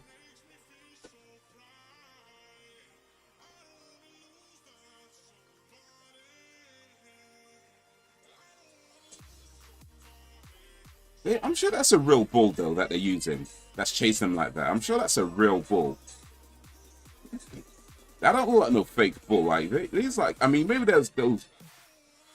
Maybe some of them are stunt double actors or whatever, but still, that looks like somebody can really get hurt. Somebody probably really did get hurt.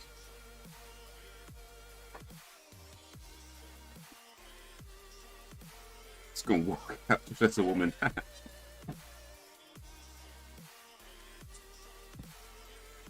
Somebody probably really did get hurt making a scene.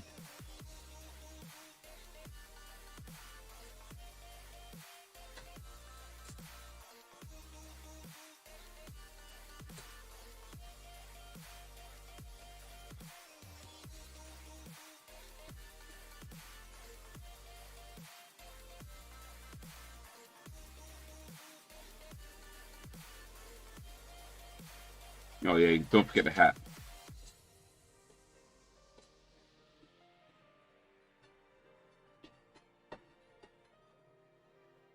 Oh, we got the money.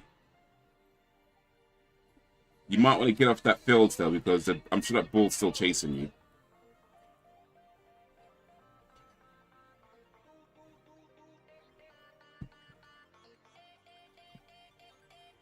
You sure that bull's still chasing you? I don't think it's over. Where's the ball gone?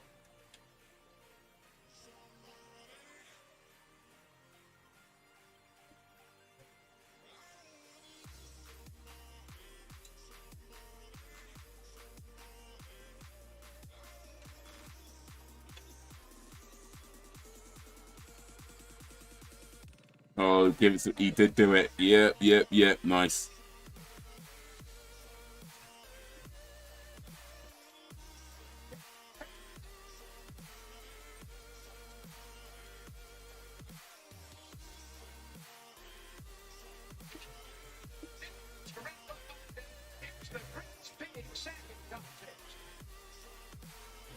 Oh, he's seen something. He's seen something that he shouldn't be seeing.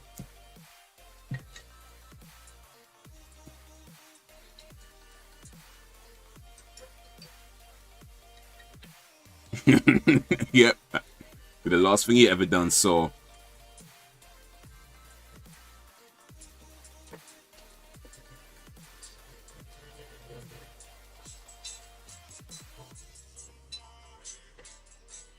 You ain't gonna see nothing else no more.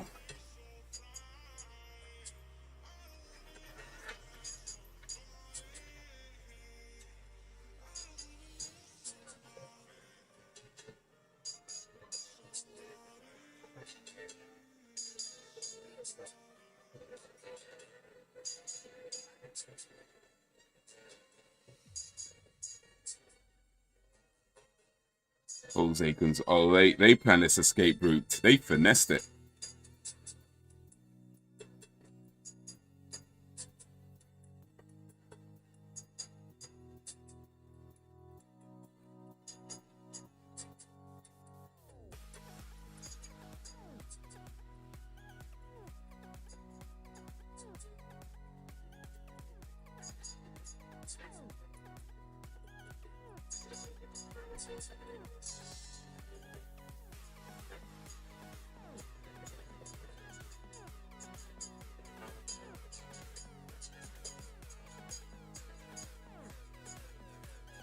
And just drive away casually. Everybody's looking somewhere else, man. That's how you do it. Just like keep all eyes off you.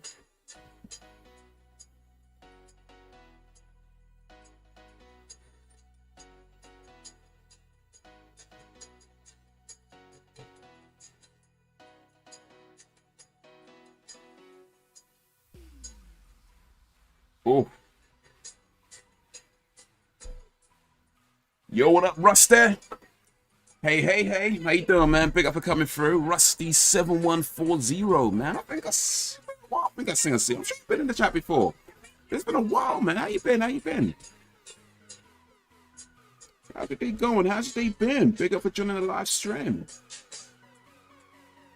We're watching Stir Crazy right now. We have about 26 minutes to go. 6.5 minutes to go. They just escaped from prison. And the lawyer didn't know.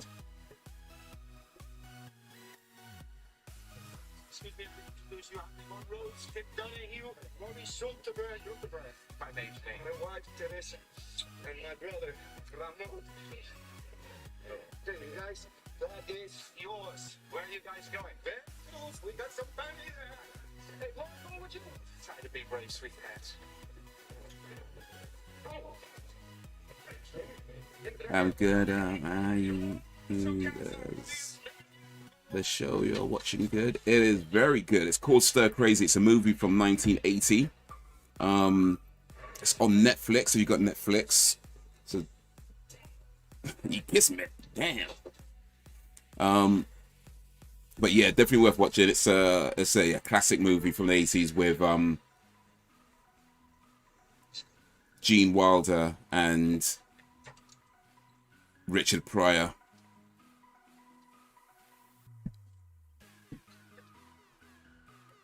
Tango and Cash. You know what? I do remember Tango and Cash, but here's the thing. I've never actually seen that film. I know. Is it Stallone and... is it Kurt Russell? Tango and Cash with Stallone and Kurt Russell? Oh, man.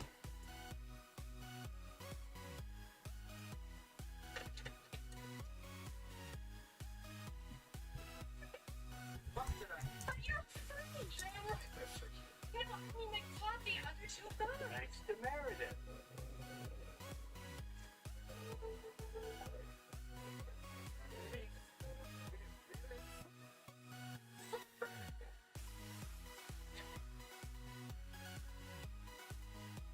Yeah, Kurt Russell. Sylvester Stallone and Kurt Russell.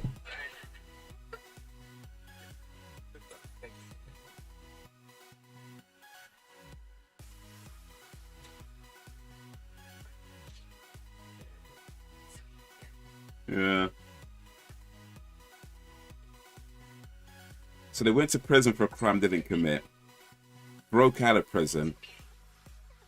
But officially declared like, okay, they didn't actually commit the crime. So their record's clear for that. But they did commit the crime of breaking out of prison. Do they still have to serve time for that? Or it's like, well, they were free anyway, so they did it anyway, so it's all, I don't know. I think I've heard of one of the actors that you mentioned. Interesting. Yeah, Stallone. I mean, he played Rocky, so yeah, he must have had a Stallone. Rocky, Rambo. Yeah, and Kurt Russell. He's still acting. He was in one of the Marvel movies, I think, actually. Or was he? No, maybe not. I'm thinking of somebody else. No, he was. Yeah, he was. Yeah, he was in Guardians of the Galaxy too, as Ego. So he might have heard from that.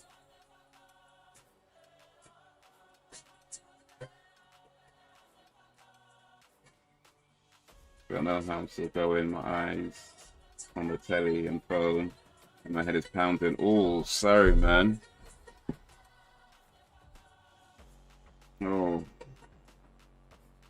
Also starring E. Pretzel as Susan. Well, that's just come to an end. Credits are rolling on that now. I hope you're feeling oh, what just happened? Oh, I just hit something. I don't mean to hit that. I don't mean to hit that. Okay, no, never mind. Oh well, I hit something by accident and I took off the yeah. It's calm. It's calm. Yeah, I hope you're feeling better soon, man. That's oof.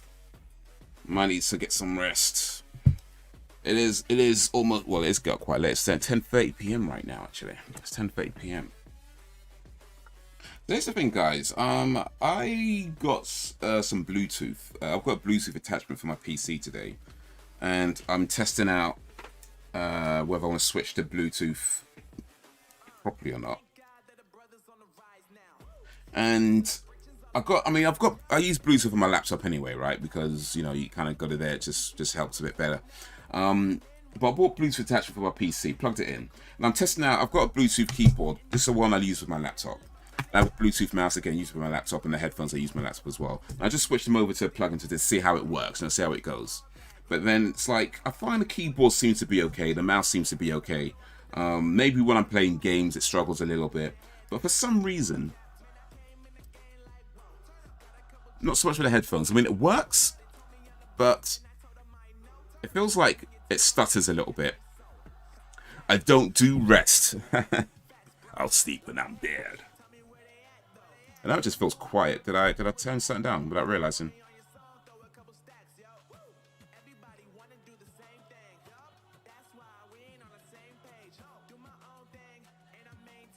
Oh, you know what? I don't know. Maybe it's a compatibility thing. I'm using the latest Bluetooth, and my PC is not ancient, but it is getting on a bit. So maybe there's a compatibility issue. I don't know. But yeah, that was Stir Crazy. Stir Crazy from 1980. Classic movie with two legendary actors, Richard Pryor, Gene Wilder. Gene Wilder, of course, is in the greatest movie ever made, which is called Willy Wonka and the Chocolate Factory. Just saying. Just saying.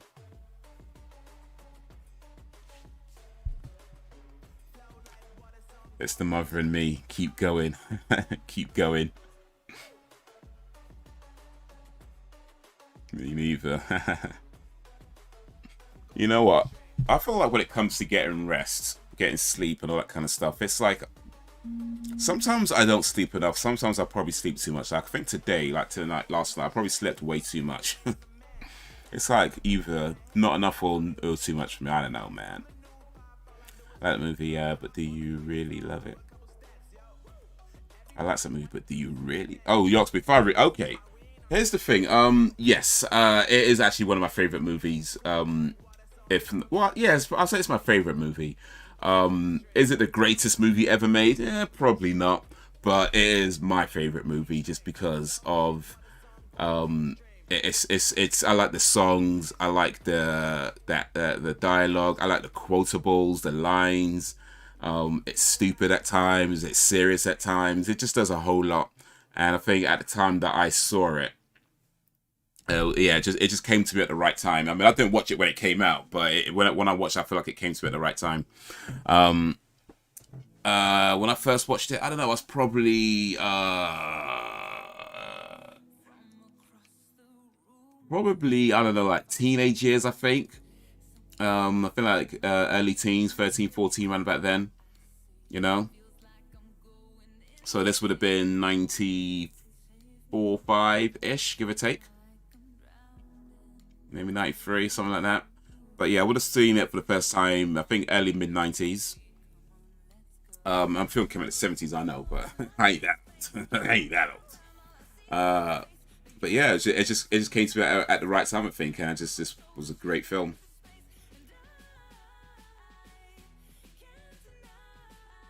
And they don't make him like they used to. That ain't that the truth. To be fair though, that's mostly a good thing.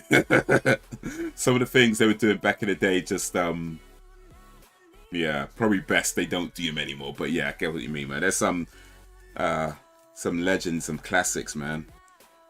It is really good movie, for real, for real.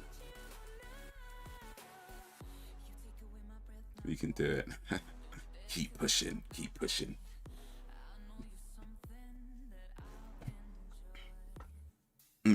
Yeah. We can do it. You can do it. Put your back into it.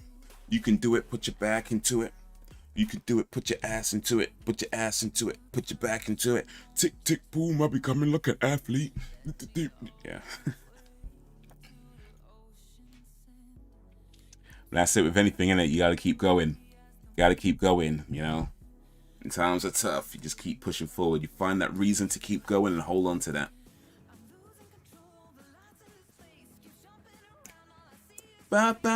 Yo, big up for the follow. You follow on Twitch. Rusty7140. Appreciate your follow. Appreciate you joining the village. Thanks for that, man. Oh, you know what? That's like four, five, a few people today actually. So big up to everybody coming in today. Insane. Ole Insane Skara. Sorry if I'm saying that I'm wrong. Ole Insane Skara. Big up for coming through. Norway in the house. Norway. Big up Norway. Britain took after Norway. We're not in the EU no more. So Norway were like, hey, let's do what Norway do. It ain't in the EU. I think it worked out better for you guys than it did for us, but hey, it is what it is. You like Marvel stuff? Yes, I do like the Marvel stuff. Big fan of the Marvel stuff. Big fan of the Marvel stuff.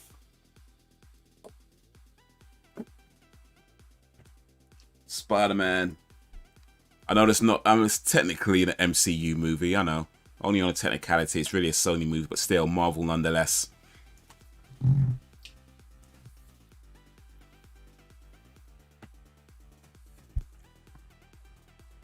Yeah. It's Sam, not Samantha. I thought this movie was not in the public domain. It's not in the public domain. That's why we don't show it on screen. We didn't have it on screen. Big up Ken Greenhall.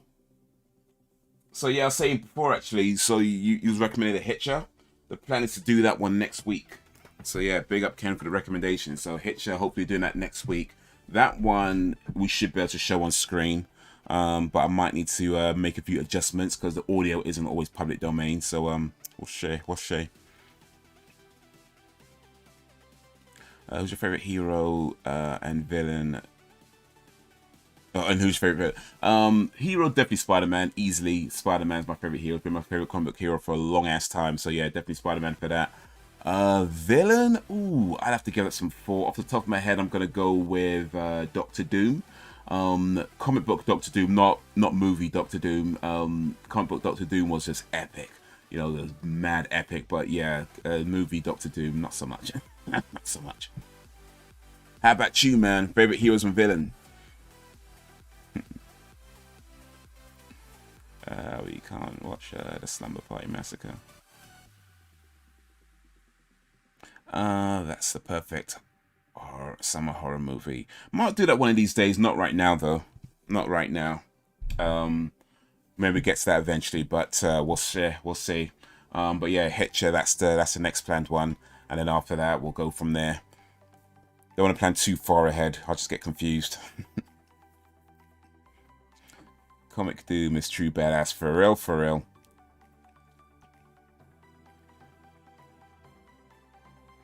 only Smith and stuff like this because someone stole my name. Arseholes. Oh, I hate that when that happens when you got a name that you use everywhere. There's somebody that comes along and uses it. And it gives you options like, you know, Sam1236. I'm like, no, I'm the original. What you talking about? I will have Netflix sorted before next week, so I can watch along. Well, with the Hitcher, actually, that one is public domain, so I should be able to show it on screen anyway. But yeah, certainly, hopefully, if we do another one where it's a Netflix thing, yeah, you better watch along then at least. Might have to do, I don't know, there's loads of movies we can choose from, but yeah, if it's not public domain, if it's on Netflix, I think a lot of you guys have Netflix when I did the poll. So it's like, yeah, I feel like most people have at least Netflix. A lot of you guys have like also on Amazon as well. But it seems to be like if you've got Amazon, then you've got Netflix as well. Like I think there's a few people who had Amazon only, but everyone else is like, yeah, you got like 2 or more of them. So yeah, Netflix, I think, is one to stick with, at least for now. Maybe do some Amazon stuff, we'll see. Never say never, right? On Disney Plus, never say never. But for the time being, yeah, if we do a non-public domain movie, yeah, as long as it's on Netflix, I think we're good. But other than that, yeah, public domain. But we'll see. We'll see, man. Times change, things change, and people change with them. So that's how it goes. That is the curtain to my window. There's my window.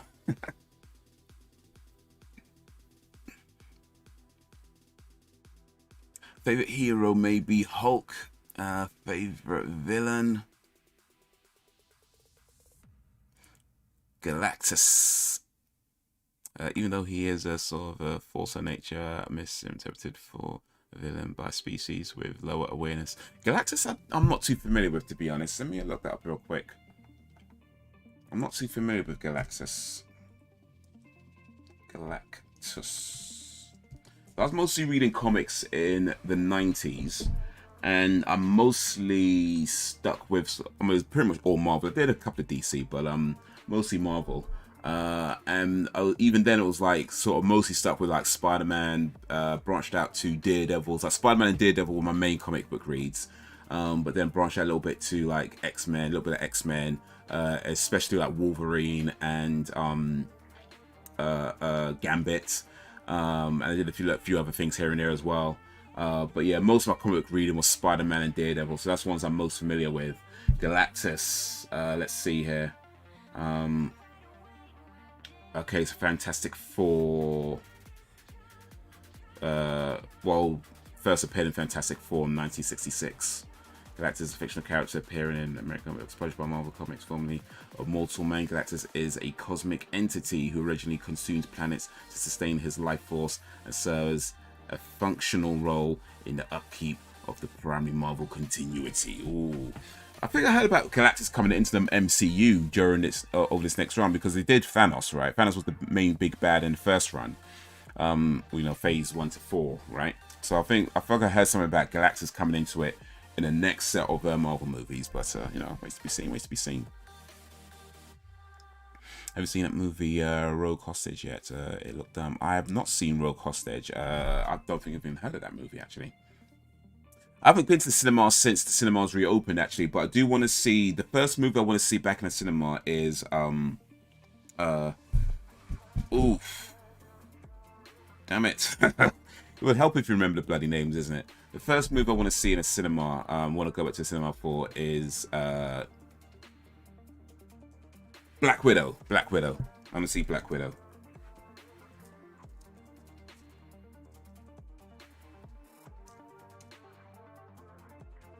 I want to see Black Widow. Now that the cinemas are reopened, I want to see Black Widow.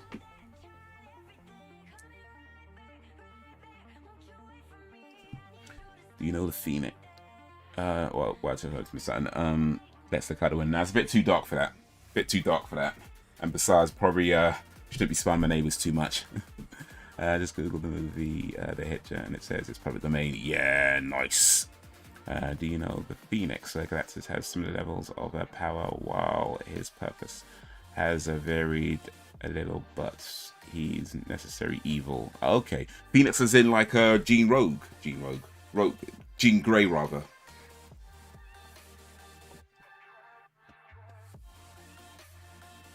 You know, they edited the House of Pain reaction, and they edited it. Okay, edited it good, edited it bad. It sounds like you mean edited bad. Hell's Hatred in the public domain, though, it's really a pretty popular film that was produced by HBO. Yeah, it goes like that sometimes. Even like some of the biggest movies end up. I mean, effective public domain just means that the copyright ran out, and you know nobody able to renew it. And once it's out, you can't. Once a copyright runs out, you can't renew it. That's kind of how that goes. So yeah, and it can happen. Even though some of the most popular movies become public domain, it's not necessarily to do with. I mean, Night of the Living Dead, one of the most popular movies in the horror genre ever, is a public domain film, right? You know, it happens that way sometimes. It's the way it goes. Even some of the most popular movies could be public domain. So if you don't see the killer in The Hitcher, told you. I haven't seen The Hitcher yet, so I'm not sure which one the killer is, but I know Rutger Hauer is in it, and he's a pretty good-looking guy. Well, was, you know, rest in peace.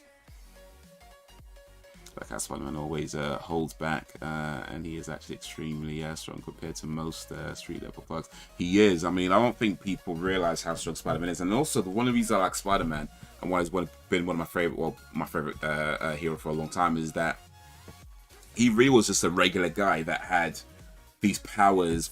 Like, he wasn't asking for the powers, and he wasn't out looking for them. He wasn't born with them. It was just an accident. A spider bit him, and then he had all these powers. And he kind of goes through that. Okay, now I've got these powers. What do I do with them? And you know, the first thing that happens, that he tries the wrestling and tries to make money that way. And then because of what happens to his uncle, he kind of realizes what his uncle's been telling him about. With great power comes great responsibility. And he's like, now that he has all this power, what is he going to do with it? And a lot of Spider-Man, as I was reading it, was him being a human, you know, with these powers. He's not like Superman, he's born with it, that's all he knows. He's a regular guy that has these powers, and he makes mistakes, he gets things wrong, you know, he's tried to save people and they've ended up dying. You know, he goes through all these things as a person trying to, you know, do right, but he can't do everything because, you know, of that. So yeah, there are times that he holds back. Holds all the way back. Exactly, Jean Grey, yeah, the Phoenix can sort of, right, yeah, okay, gotcha. And they removed your reaction on House of Pain song. They removed my reaction on the House of Pain song.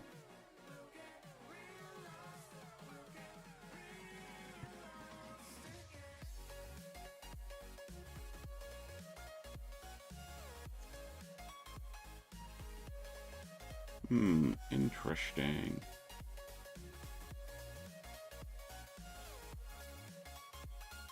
Let me show you real quick. Because I think sometimes I edit them myself, to be honest with you.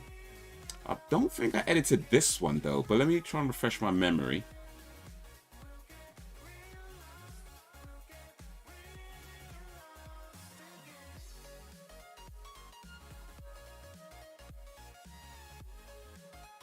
Oh wait, yeah.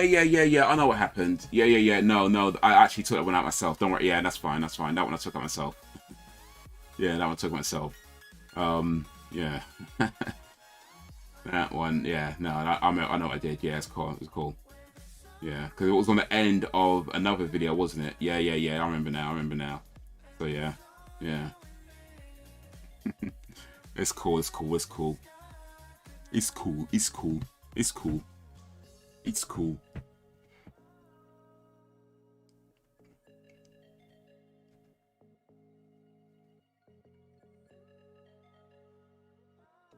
Original Nature was good. The remake sucks. It's an excellent metaphor example of a young man. Right, yeah, trying to find a split. Right, exactly. I recommend a movie with Eddie Murphy, Martin Lawrence called Live.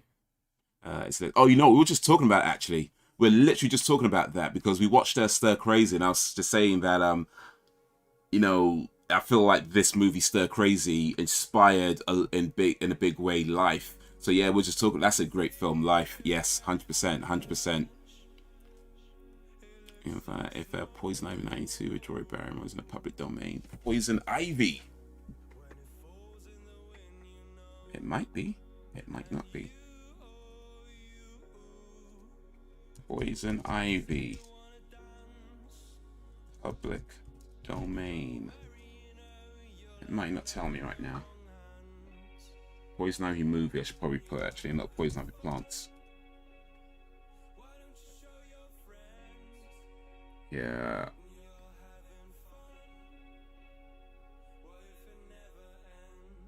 Might, I don't know, maybe. No, actually that's not. That's some file or something. Yeah, I don't know. I'm not getting. I don't think it is actually, but it doesn't look like it at least anyway. Maybe, but I don't think it is. He keeps his light sense of humor. Right? Yes. They cut out your reaction part of the house pain, but they didn't remove the type. No, yeah, no, I took that. Yes, because it wasn't a reaction video. It was more of a stream, and then I had it at the end, and it was like causing issue. You know, the old copyright thing that it has. And I just thought, you know, let me just take it out. I don't want to do it. Let me just take it out. It was a small part of a big video of a big live stream, and that part ends up causing issues. So I was just like, you know what, calm. Let me take it out. Let me just take it out. So yeah, that was that. And to be honest, it was less of a reaction and more of a, you know, I've seen more of a, like, yeah, well, I've seen this before. So it's like, you know what, all that trouble for I was like, you know, it's calm. Let me just take it out. So yeah, that was why. You saying maybe a little bit, maybe just a little bit. Maybe someday we can watch the live film as a watch along if it's not public. Yeah, I think we're gonna do that. Especially now we watch this movie, we're gonna see a film that it inspired. I think so. It won't be the next one because we've already decided what the next one going to be. So it may be a few weeks away yet. But yeah, I think one must add that to the list of films that one must do for a movie night on one of these days. One must.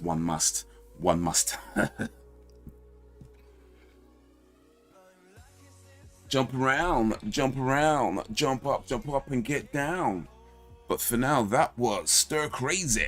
That's a cool film, man. I ain't seen it for ages. I feel like I haven't seen it for at least 20 or more years. At least. Like, I don't remember the last time I watched the movie, but it's got to be more than 20 years ago for the last time I saw this. Got to be more than 20 years ago. You know, it's like, man, I remember a little bit, forgotten a lot of it. But still, there's some classic scenes in this movie, man. It really is. Especially that bit when he goes to prison. Like, I love that scene, man. That is so cool. You're gonna be saying naughty things. I never. I'm wholesome. You right. I need to behave myself. I need to watch my tongue. Go wash my mouth out with soap. Go wash my mouth out with soap. We can't be doing them things here. Man don't do them things. Could be like Kano. Man don't do them things. That's how it gotta be. Man don't do them things. Man don't say them words. By the way, real quick, I'm gonna do a quick self-plug thing because, you know, why not, right? But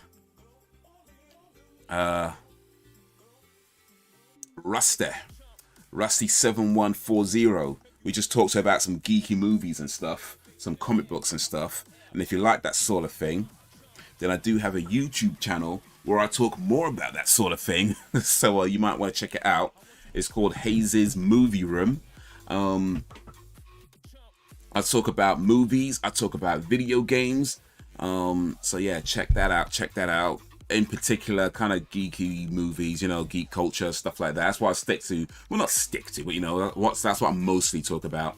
But yeah, movies, video games. I've done quite a few comic book stuff on that channel as well. So yeah, if that's the type of things you like, then yeah, check that channel out, Haze's Movie Room. And for anybody who just likes that sort of stuff, check that channel out, Haze's Movie Room. I'm planning on starting a podcast there soon. In fact, I bought Tubecast. Let me call it Tubecast because it's not going to be like on Spotify, whatever. Not just yet, anyway. But yeah, I do plan on starting a Tubecast, talking about some E3 is hopefully the first thing I'll be talking about. But whilst I'm doing that, I actually do want to start something for this channel as well, where, you know, talk to interview people, YouTubers. I think I want to start with. I mean, I don't know if I will see what happens, but I think I want to start with YouTubers, or, you know, people in the content creator space. Talk to them about their creativity, about their inspirations, their journey in creativity, and that sort of thing. And that's what I want to do for this channel, as a type of tubecast podcast type thing. So yeah, look out for that to come at some point. I got me a new microphone, right? Got me a new microphone, the Blue Yeti, what's it called? The Blue Yeti Blackout Pro microphone. That's what I'm using right now. So I should be sounding quite nice. I should be sounding quite nice. You should hear the depths of the bass in my voice and all that kind of stuff coming through clearly right now. So yeah, look out for that at some point. I don't know who's going to be my first guest. I need to start asking some people, methinks, right? Yeah, that is the plan, to do that, and hopefully try and do it quite regular. I don't know how regular. It would depend, of course, on people's schedules and this, that, and the third. But my goal is to try and do at least one a month. But yeah, you know, we'll see how that goes. But yeah, that's some of the plans that I have. Some of the plans that I have for this channel and my other channels. I'm clearly lying, man. Filthy. Wash it out with soap. Johnson & Johnson. Did you own the regular Nintendo system? I have a Nintendo Switch right now. There you go. I had every Nintendo home console except for the NES. I did not have an NES. I had the Super NES. I had the what game was the Super NES? N64. Well, I didn't have it. My brother had it, but you know, still.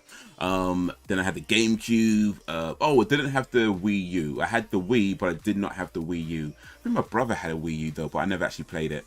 And the Wii U never lasted that long in the end because they replaced it with a Switch pretty quickly. So yeah, I've had most Nintendo home consoles, I should say then, most Nintendo home consoles. And I've had, I think, most of their handhelds as well. I've had the Game Boy, some of the Game Boy variants.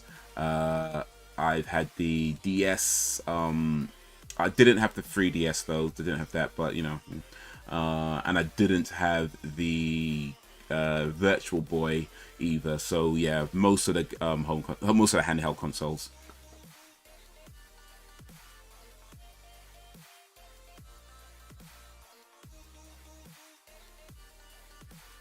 Yeah, my mum once watched my mouth with soapy water. Oof. Ooh. Why don't you interview real celebrities instead? I don't know any real celebrities to ask. Hey, YouTubers are real celebrities, by the way. YouTubers are real celebrities. Here's the thing. I feel like, well, when it comes to these sorts of things, I can send an email to The Rock and ask him for an interview. Nothing's stopping me from doing that. And who knows? He may even say yes, right? The chances of him saying yes, pretty slim, though, I reckon. Pretty slim. Never say never. Stranger things have happened. But, you know, reality is pretty slim chances of that happening. So I think so I'm not saying that I won't do it. I'm just saying I won't hold my breath either. But I do feel like, you know, when it comes to YouTubers, people in the content creator space, as that's something that I do, you know, there's kind of connection there as well. We both have an understanding of the platform and being in that space. So I feel that's a good place to at least start. And, you know, never say never. I think there's definitely a few musicians I'd like to talk to. But, you know, you start with that. Start with something and you see how it goes, right? Honestly, feel sad that the world has changed so much that Peter's job as a photographer has to be adapted because such jobs are not as believable of a career today. But to be fair, comics tend to indicate the details of time they were made in and work within the limits of the way the world seems to work, and a reflection of the public's beliefs. I like comics too, though. No, that's true. That's true. There's a big yeah. I mean, you can be a photographer in today's world, and you can make a very good living as a photographer in today's world. But I think at the time Spider-Man was being created, to say you're a young kid and you're a photographer for a newspaper, these days, it's not an unbelievable thing, I don't think. But at the same time, you'll probably be more likely to be doing something else as a young kid. Maybe you know, you may be a blogger for a website, you know what I mean? It might be something more along those lines that you might do. So it's not that that job doesn't exist and no one does it, but at the same time, if you're looking at culture and what a young person, you know, 16, 17-year-old kid is most likely to do for money at that age, you know, as a way of getting as a way of making money, but also something that you say you're passionate about, it's more likely to be something internet based this time around, if it was maybe made now. So yeah, just reflection of the times, yeah. You have a real deep bassy voice. How deep can your voice go?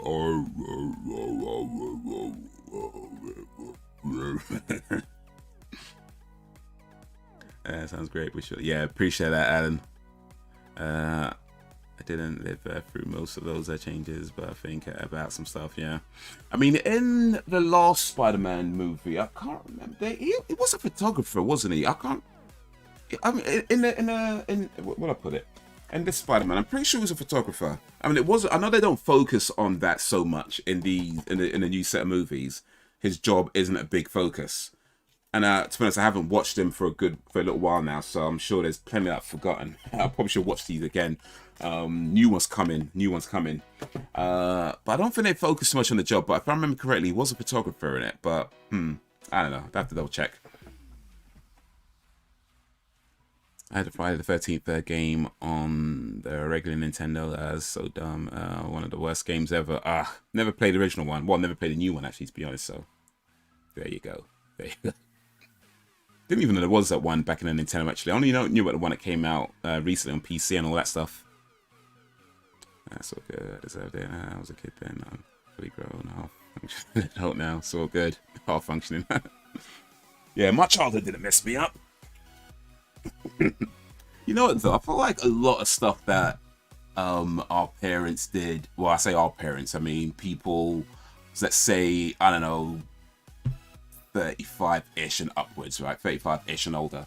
A lot of things that our parents did back then, by now, yeah, I think a lot of people would consider it abusive, but back then, it's kind of like normal.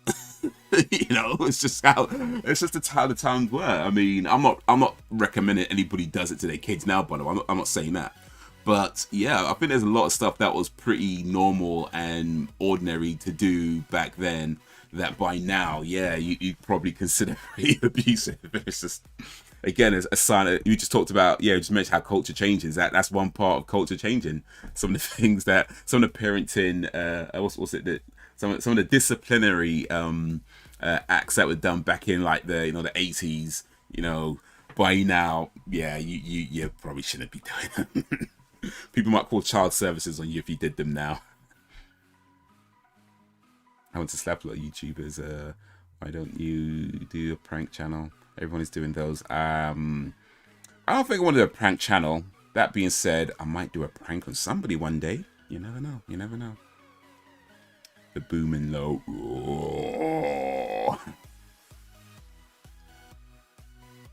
He probably was similar to Hulk having purple pants in the Avengers. Throwback to the source material and pay and respect to the stories which came before. I have so many questions about, well, not so many questions. One question in particular about the Hulk. How come his pants never ripped all the way off? I mean, I'm just saying, when he goes from Bruce Banner to the Hulk, he should be completely butt naked. I'm just saying. There's no way those pants fit around his waist as the Hulk. He's much bigger, like much bigger. He should be butt naked, bollock naked as the Hulk, balls out and everything. I'm just saying, green balls, green testicles. That's what we should be seeing when he turns into the Hulk, you know. But my other question though is that if his trousers stay relatively, well, not fully intact, I know, but if his trousers stay pretty intact, then does his underwear stay intact? Because underwear is stretchy, you know, underwear is stretchy. So if his jeans can survive it, I'm wondering if his underwear survives as well. But really and truly, yeah, dude should be bollock naked. I want to see some green balls. I want to see some green Hulk testicles. That's what I want to see. I want realism. I want to get streaming at some point in a few months. And nice, just to do reactions. on YouTube mainly, talking about Resident Evil and horror games. I do want to stream soon. Yes, sir. Yes, sir. Got to do it, man. Should look up the original Friday the 13th game on the regular Nintendo. On Nigerian Prince more strict. I think you should do. What kind of all Nigerian parents more strict? I don't know because I only ever had Nigerian parents and not other parents, so I guess I've got nothing to compare it to. Here's the thing. I mean, looking back on it, I think when I was a kid, I probably thought my parents were strict, right? But I think as an adult, looking back, I don't think they were. Certainly, when I hear about what other kids went through, I'm like, yeah, no, my parents were pretty calm, actually. I think I would say my parents generally got a bit more relaxed as I got older. Like when I was really young, there was a lot of stuff we weren't really allowed to do. But then I think by the time sort of teenage years came around, they got quite relaxed with a lot of stuff. I don't know whether it's because we were getting older or they just stopped caring. I'm not too sure which. Maybe a combination of the two, right? But yeah, I did feel like they got a bit more relaxed as we got older. Certainly I think by teenage years, it got a bit more noticeable that they were quite relaxed with a lot of stuff. So yeah. I don't know what kind of prank I'd play on somebody though. I don't think I'd want to do anything like dangerous though. Like if I'm going to play a prank on somebody, it'd have to be somebody, well, firstly, somebody that I know pretty well, somebody that I know that they can take the joke. And yeah, just something that, that's not going to put them in any kind of danger or cost them anything, or I don't want to do something that scares somebody half to death or anything. I feel like those things are a bit too much. Not, I mean, don't get me wrong, it could be fun to watch, but I don't think I'd want to do anything like that. It'd be something pretty tame. Probably not the type of thing that gets millions of views on YouTube. It won't be that kind of prank, because I think by comparison, it'd be pretty tame, the type of pranks that I would do. So yeah, not something that would support a whole channel, but a little small joke between friends, I think I might do, but nothing like, yeah, nothing dangerous. I wouldn't do anything my mum did back then, mainly because I have special needs for children, but doesn't mean I don't think about it, right? At least someone is finally asking the real questions. Right, we need answers, man. We need answers. His jeans should rip fully, not just partly, fully. And if his jeans don't rip, then does his underwear stay intact? Because underwear is much stretchier than jeans. So if the jeans are staying intact, I want to know if his underwear is intact as well. Or does he even wear underwear? I guess that's another question. Does Bruce Banner even wear underwear? Does he just go commando all the time? We need to know, man. We need to know.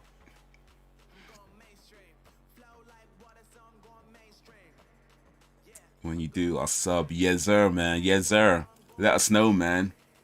Get the village coming through.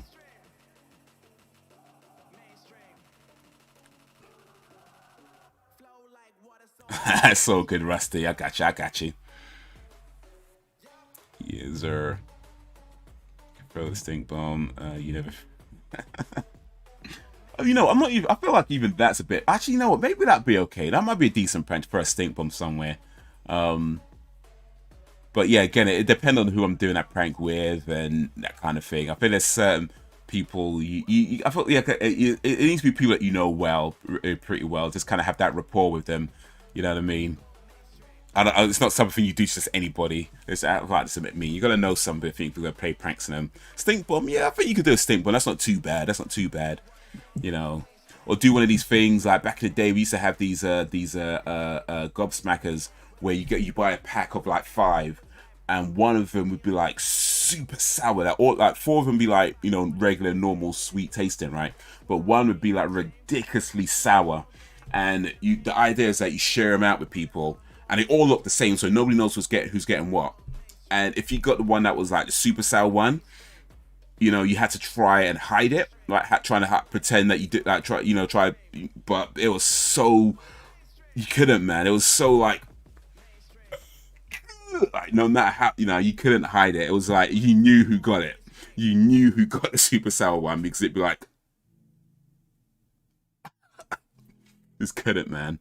That'd be a pretty cool thing to do, but I don't know if they do those anymore. I don't really eat sweets like that no more, but I don't know. Maybe look it up, see if they do those, and see if you can hide the sourness.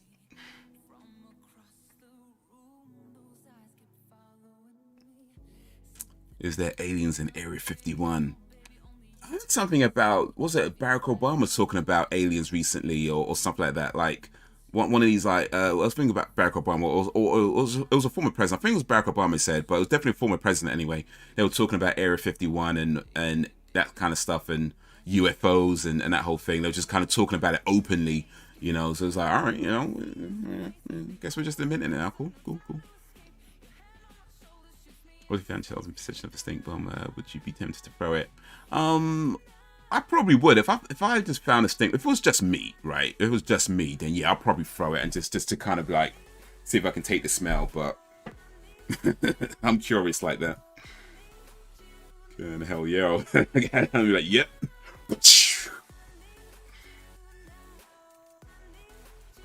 Is convinced she has a channel. She talks to her subs when she's playing a game. So she doesn't have because her channel isn't real.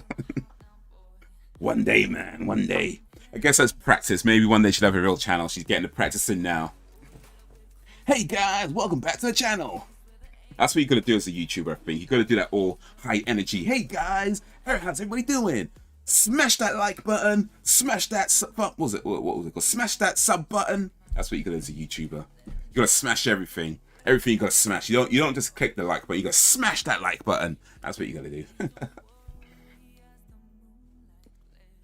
That's what you gotta do. But yeah, get that practicing now. Nice. Smash that like button. Smash that sub button. Drop a comment. Let me know the types of things you want to see, and hopefully I can get to one next time. That's like YouTube 101, YouTube University's 101. Smash that like button. That's what you learn day one, class number 1 of YouTube's University. Smash that like button. Smash that sub button. Actually, hopefully I'll be going to a YouTube group meeting of some kind. I got an email a couple of days ago, asked me to register my interest for, what do they call it? I don't even remember anymore, but I said, yeah, I'll be interested. So yeah, I guess they'll let me know when it's ready and hopefully I could go to that. But it probably won't be for a while, I imagine. If they're sending out emails now to ask, but if they're just asking if you're interested, I imagine it's something they're just doing to gather names or gather how many people might be doing it. And then they'll probably look at how many people are interested in doing it. And then from there, they figure out what kind of space they'll need. And then, you know, from there, start booking things. So it probably won't be for a while if they're sending that out now. But yeah, if it does go through, hopefully I can get to it. And it might be a cool thing to maybe vlog on the channel or talk about on the channel, depending on how it works. But yeah, something in the possible future. How long you been doing YouTube, Haze? A long time. I would say pretty much since the beginning of YouTube. Well, YouTube started in 2006. I think my very, very, very first YouTube channel, I started about 2007-ish, maybe. So yeah, pretty much from the beginning, 2007, 2008, I think. So yeah, not quite the very beginning, but you know, near enough to. I do remember the very, very early days of YouTube, certainly. But my first channel was, it wasn't much on it. It was just maybe a random video every now and then. I remember I did quite a few poetry videos, so I was big into the poetry scene at the time, so I posted quite a few of my poetry videos there, but it wasn't consistent. It was just like stuff that I'll post it once in a while. I would say the time that I started being a bit more consistent on YouTube was August 2012, and yeah, that's when I started. It's called Haze Hilarious, that channel. It wasn't called Haze Hilarious when I started. It had a different name. I've changed the name a few times since then, actually. But yeah, that channel originally started August 2012, and that's when I decided. That's when me deciding I want to be more consistent on YouTube. And then yeah, since then been doing a bunch of different things. Have more than one channel, and yeah, been doing it a while now. People say smash this button and that button. It sounds dirty and sexual. Well, smash or pass, right? Smash or pass, that's the thing. The other day she said, excuse me guys, my mom just asked me a stupid question.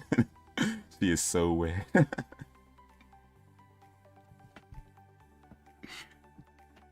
Maybe she's going to start doing those like, one of those like, actually, no, she's on YouTube. She's fine on YouTube. If it was TikTok, then it might be a bit different because TikTokers do that thing where I don't know if you've seen these things going around on TikTok where you get these kids, they will go up to their mum or dad or whatever, and they will say something that they know is going to get them in trouble, and they'll have the camera on, and it'd be like, watch my mum slap me or whatever, or watch my mum tell me off, and that kind of thing. And I don't know, TikTokers, you think YouTubers are weird?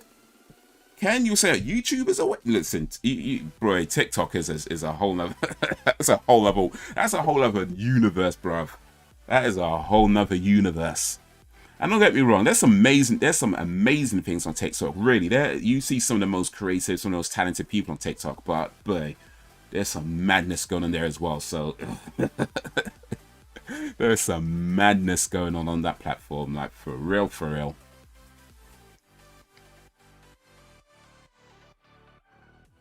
Let's see all your CDs.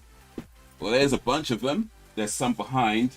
Can't really show you all of them because, boy, that's that's a bit of a something. What I can do actually, I do actually have a video where I show off pretty much most of my CDs that were recorded in the 90s.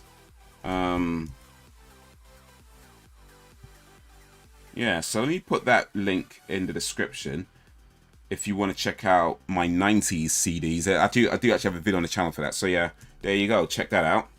Check that out. Not all my CDs, but the stuff from the 90s. There you go. Started in November last year. I'm still trying to figure it. It's an ongoing journey, man. Ongoing journey. Ugh. Creativity never stops. I would say though, for me personally, just in being a sounds so pretentious, but I guess it is what it is. Like being someone who's creative. You know, I've done poetry, I've done comedy, I've done script writing, all kinds of stuff, movie making over the years. I do feel like, and I think especially so when I was doing a lot of poetry. In fact, even I'll say between poetry and being on YouTube are the two biggest things for me in terms of discovering self.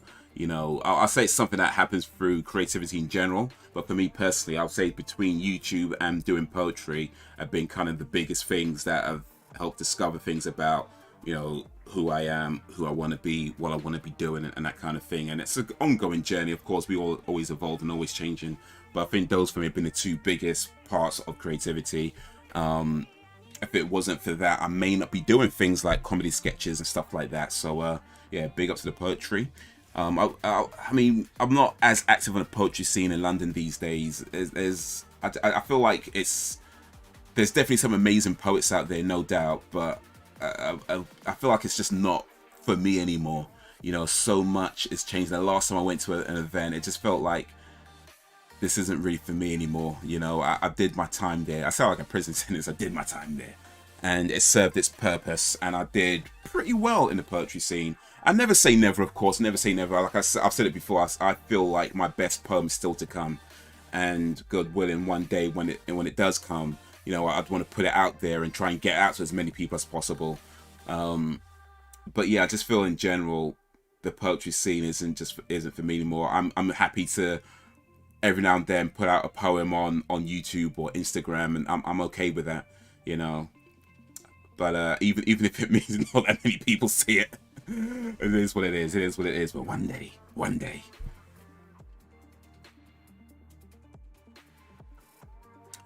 you get recognized on the street? I have been recognized, actually. I have. It does. I will say I don't. I will put it this way. I don't get recognized. It's not like it's a regular occurrence. But yes, I have actually been recognized a few times. Once was a little bit awkward though, because I was in hospital. My little brother was in hospital, and I was in the hospital visiting him, and somebody recognized me from the poetry world, and it was like, oh, okay, cool, thanks, but you wasn't really in a mind of like kind of absorbing it and stuff. But hopefully, I don't think I was rude to the person or anything like that, but at least I hope I wasn't. But I guess the interaction, I mean, I'm in a hospital, they're in a hospital. I guess I'm assuming neither of us are there for good reasons, right? And it's like, oh, I recognize you from, you know, it's one of those things. But yeah. I love creating and learning new stuff. Being creative is awesome. Yes, sir. I can 100% agree with that. It is awesome. It could be many things, I guess. It could be frustrating at times. It could be it can make you upset. It can make you cry, blood, sweat, and tears, all of that. But I think ultimately, anything you do with passion is, you know, the pros are always going to outweigh the cons. You know, in fact, I was thinking about this the other day actually. Like, if you're on YouTube, for example, and especially, you know, when you start a YouTube channel, you can't monetize it right away, right? So you can go years before your channel is monetized. I mean, people go years. I'm talking like, I mean, yeah, I know some people get it done in a few months, whatever, but a lot of people go years before it gets to the point where their channel could be monetized, right? Like 5, 6, 7 years, sometimes more than that. And when they finally get to that point where you can monetize a channel, you know, your first pay might not come for a while because there's the threshold it has to reach before they give you a payout. So it could be then another 6, 7 months, maybe another year before you finally get a payout, right? And so yeah, if you imagine, and even then it's like 60 quid. So if you imagine you saw a job interview, a job advert that said you will work 20 plus hours a week, maybe sometimes 40 hours a week. You will cry, you will scream, you will be frustrated, right? You will question yourself on a regular basis, and you will do that for 6 years, and after 6 years, we'll give you £60. If you saw that as a job advert, nobody in their right mind would take that. Yet here we are. You gotta be crazy or passionate to do this. I swear, you really do. You gotta be crazy or passionate to do this. Maybe a little bit of both. You listen to Montel Jordan and lots of metal. Oh, you watching that video? Okay, yeah. I think I see a boy band CD in there. Yep. Lisa Loeb next to Pantera. Yep. 90s was wild, man. 90s was wild, but yeah, I did listen to a lot of heavy metal in the 90s. I guess I still listen to a little bit of heavy metal now, but yeah, big into heavy metal in the 90s for sure. Rolling Stone magazine gave Lisa Loeb album 1 star. Really? Rolling Stone magazine don't know nothing there. That album is incredible. All the albums are incredible. Lisa Loeb, in my opinion, is one of the most underrated artists. I think I said it in the video as well, actually. I think she's one of the most underrated artists ever. Well, maybe not ever. That's a bit much. That's a bit much. But certainly one of the most underrated artists of the 90s. She's still singing now, by the way. But yeah, that big hit she had in the 90s called Stay. Incredible song. The album it's on, incredible album. Her follow-up albums, incredible albums. But I don't know. I guess not many people even bothered with her after that one big hit. A lot of people look at her as a one-hit wonder, which I guess technically she is. But yeah, she had some incredible music, incredible albums coming out after that, and still to this day is producing great music.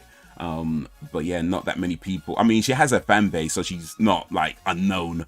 But you know, it's like the music she makes, the messages she's putting out there, the career she's had, and it's like, man, I feel like she's so underrated.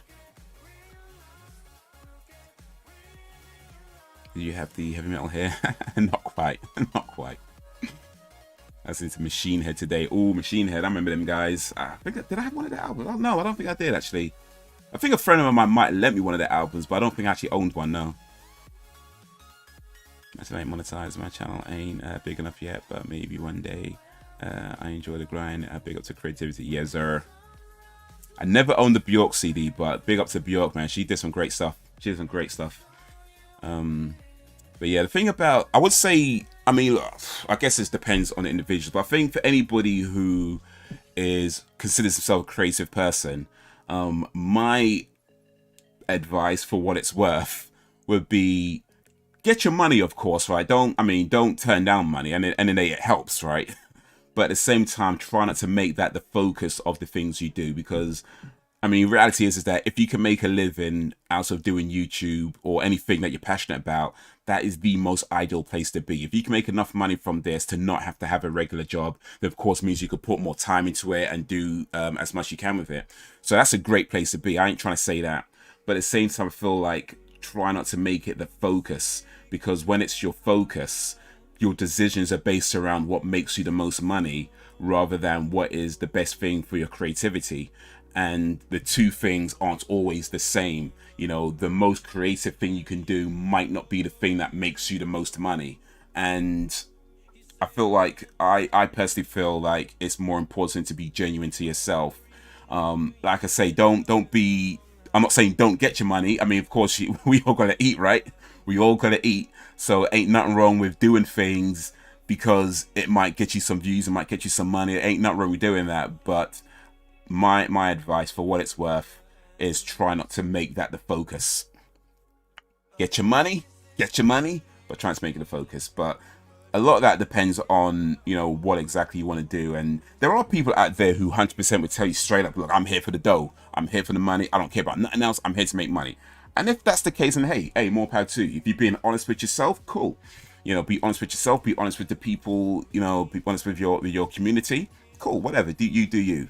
But I think for people who are trying to be creative, when you focus too much on what makes money, your creativity ends up suffering. And for people who are creative, that hurts. You know, that hurts. You know, when your creativity starts to suffer, that hurts. You know, maybe other people don't notice it. Maybe other people don't care. Maybe other people think everything's great. But for yourself, you feel it. You know, you feel it. And it hurts. When your creativity starts to suffer, it hurts. So yeah. The Blackening is their best album. Nice. I'm gonna have to look that up actually. I got that YouTube music app thing, so I might look that up. I listened to Machine Head for time, fam. For time. The Blackening. Machine Head. There we go. There we go. Let me put that album up. I get that listen to. I want this that now. Yeah. Try and check that later. You remember Urban Species? I don't believe I do. Damn, you own the Vanilla Ice CD. Of course! Of course!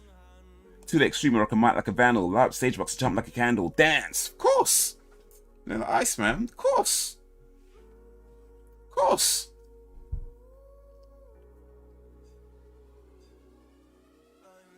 Let me try to hide it, throw it away. I bought the album twice, bro. I bought it, had it on cassette tape back in the day. And then I bought it again on CD. So the one you see in the video, that's the second time I bought that album. Matter of fact, I listened to that album just the other day. Bro, I ain't ashamed of that. People try to act like Vanilla Ice. Oh yeah, please, white man. I'm telling you, anybody who tells you they weren't into Vanilla Ice back in the day is lying. Is lying. Let me tell you that. Let me tell you that. Vanilla Ice was the man back then. Don't get me wrong, right? I mean, he definitely fell off. Like, real talk. He fell off. But people try to act like he weren't like hot shit back then. Vanilla Ice was hot shit back then. People bought his CDs and everything. He was everywhere. Anybody try to tell you that they weren't listening to Vanilla Ice back in the day, lying. I couldn't listen to it right now. I think my head would explode. Stop that train. I wanna get off. Doom, doom, doom, doom. Doom, doom, doom. I was not into Vanilla Ice. Lying. Listen, there's two types of people in the world. People who were into Vanilla Ice and liars. Listen, I've got the Vanilla Ice movie. You know, we did a movie. It's called Cool as Ice. I've got it on VHS. One of these days, I'm gonna have to dig out my VHS collection. It's up here? No, it's not up there. One of these days, I'm gonna have to dig out my VHS collection and do a video, show my videos. But yeah, I've got that video on VHS. Feet pics. Not in this. Not in this one. Feet. What has it say? Ferriax got. Big up Ferriax got. Appreciate it coming through. But yeah, no feet pics here. And no OnlyFans here either. I don't know. Maybe I'll start on OnlyFans one of these days. Boy, and pandemic was tough on me, man. Pandemic was tough. He says Vanilla Ice. I wasn't a fan though. I got all Eminem's album. Eminem. Big up Eminem. And trying to put all people into that sad boat, but not me. Alright. You keep telling yourself that. Whatever gets you through the night, man. SS Baby was a good song though, granted. The only song I know by them, but still, yeah. Baby. Hear that? Nice, baby. But yeah, that song was banging. I tell you what, yeah. If this stream gets to 10 likes in the next 1 minute, I'll set up an OnlyFans with feet pics. I need 10 likes. No, let me make it a bit harder. I need 100 likes.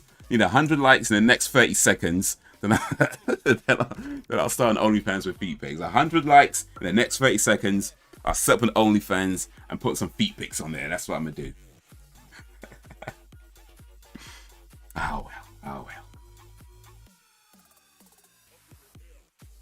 Another Level Boy Band album. And they were pretty cool.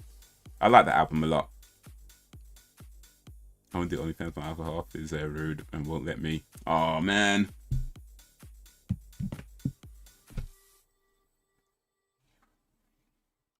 OnlyFans. I might start on OnlyFans. Hips tick tock when I dance. On that demon time, she might start on OnlyFans. Big B and the B stands for bands. If you want to see some real ass, baby, here's your chance. I see left cheek, right cheek, drop low and swing. What are their songs? I think their most popular song was called Freak. Was it Freak Me? Freak Me, baby.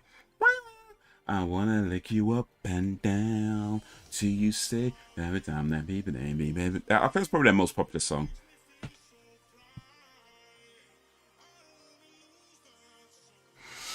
Ooh, OnlyFans. OnlyFans is kind of an incorrect name though, isn't it? I mean, I don't have an OnlyFans account. Like, I mean, I don't have an account to watch people on it either. But so I've never actually seen anybody's OnlyFans. I don't actually know. I mean, I've been told, like, I have an idea. But from my understanding of what's on OnlyFans, or the majority of what's on OnlyFans, OnlyFans seems like an incorrect name. You know what I mean? I feel like it should probably be called Only Wanks. You know what I mean? Like, Only Wanks.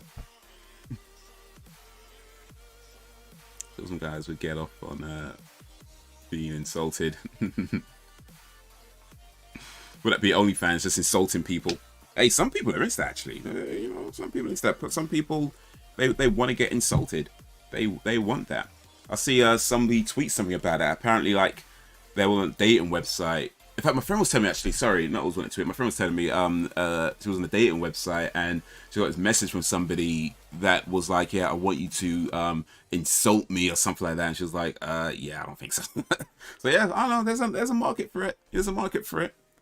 You know, people send you money and you just insult them. There's a market for it. I'm just saying, if you can think of it, there's a market for it.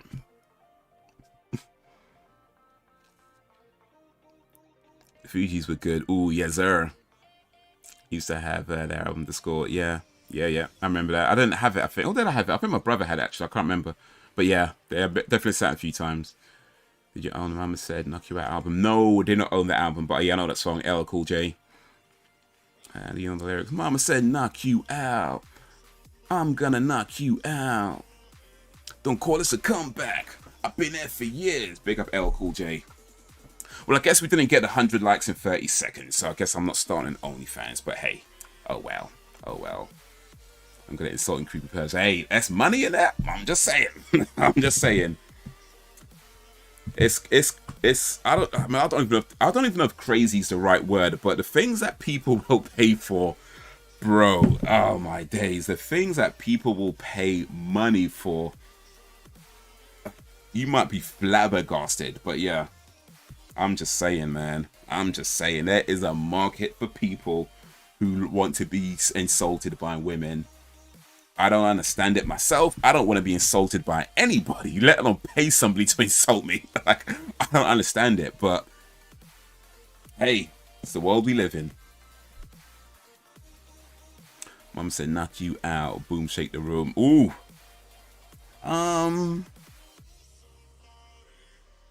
Boom. Mama Said Knock You Out is probably, I think most people probably pick Mama Said Knock You Out over Boom Shake the Room. I don't know what I'd pick. I like them both. I'm probably going to go with Boom just because I think it's a bit more you know, when that came out, it was just the time it came out for me. I feel like it just came at the right time for me. Whereas Mum Said Knock You Out, it was like cool, but you know, I wasn't really listening to hip hop too much back then. And it's a cool song, don't get me wrong. I ain't trying to knock it, but yeah. Subjective. Sorry to interrupt, but I'm practicing my listening skill here and want to know what city have your okay, my accent. Well, big up for coming through, UU997. Appreciate that. Practicing listening skills. Okay. You know, people use your streams and videos for all kinds of things. Apparently, practicing listening skills is one of them. So yeah, big up for that. I am from London, England. I guess that would be my accent. Though I've been told I sound American by some people. I personally don't think I do, but hey, some people think I sound American. But yeah, London, England. Merry old England, chap. You know what? We've been going for a while. Actually, over 3 hours. So yeah, big up for everybody who came through today. But it is getting late, so I'm going to have to start wrapping this up. Because, man, 3 hours and 10 minutes. That went longer than I thought it would. But you know what? We have fun in these streams. So I had fun. I hope you had fun too. We talked about a lot of stuff. We watched the movie. Talks about all kinds of things, some fun things, some serious things. Yo, big up for the follow, man. UU997. We had a few new follows today as well, so the village grew a little bit today. The village grew by a few more. The village population grew by a few more people today. So big up to everybody who follows on Twitch, on YouTube as well. Big up to you guys, man. Appreciate it. Whether you stayed for a little bit or stayed for a lot of bits. Whether you stayed or strayed, talked or stalked, I appreciate you and all that you do. The next movie should hopefully, God willing, be next Monday, where it's The Hitcher, and that is a public domain movie. So yeah, should be able to show that one on stream. I know you guys love to see my beautiful face, and you will. You will have this have the smaller box. You have to squint to see it with the smaller box. I know. You want to see the big box with my face right up in it. I know. But yeah, if I can show the movie on stream, then yeah, we'll be able to do that. But like I say, because the film is public domain, it might have some audio that isn't public domain, and I might have to remove some of the audio just to avoid blocks, because sometimes the audio causes blocks and other issues and things like that. So yeah. What time? Probably about 8 p.m. GMT, but I won't confirm that just yet because we are still a week away and things can change. So yeah, I'll try and let you know a bit closer to the time. But yeah, around about that sort of time is what I'm gonna aim for. I told this dude I was on death row because I killed my husband. He still carried on talking to me. Oh, people, man, mate. Some people, yeah. What? So why are you single? Well, I killed my husband. So you want to go out next week? Like, somebody tells you that, it means one of two things. One, they actually kill their husband, and yeah, maybe don't go out with them. Or two, they're not really that interested in you, and they're trying to get rid of you. And like, okay, cool. Take the hint. Either way.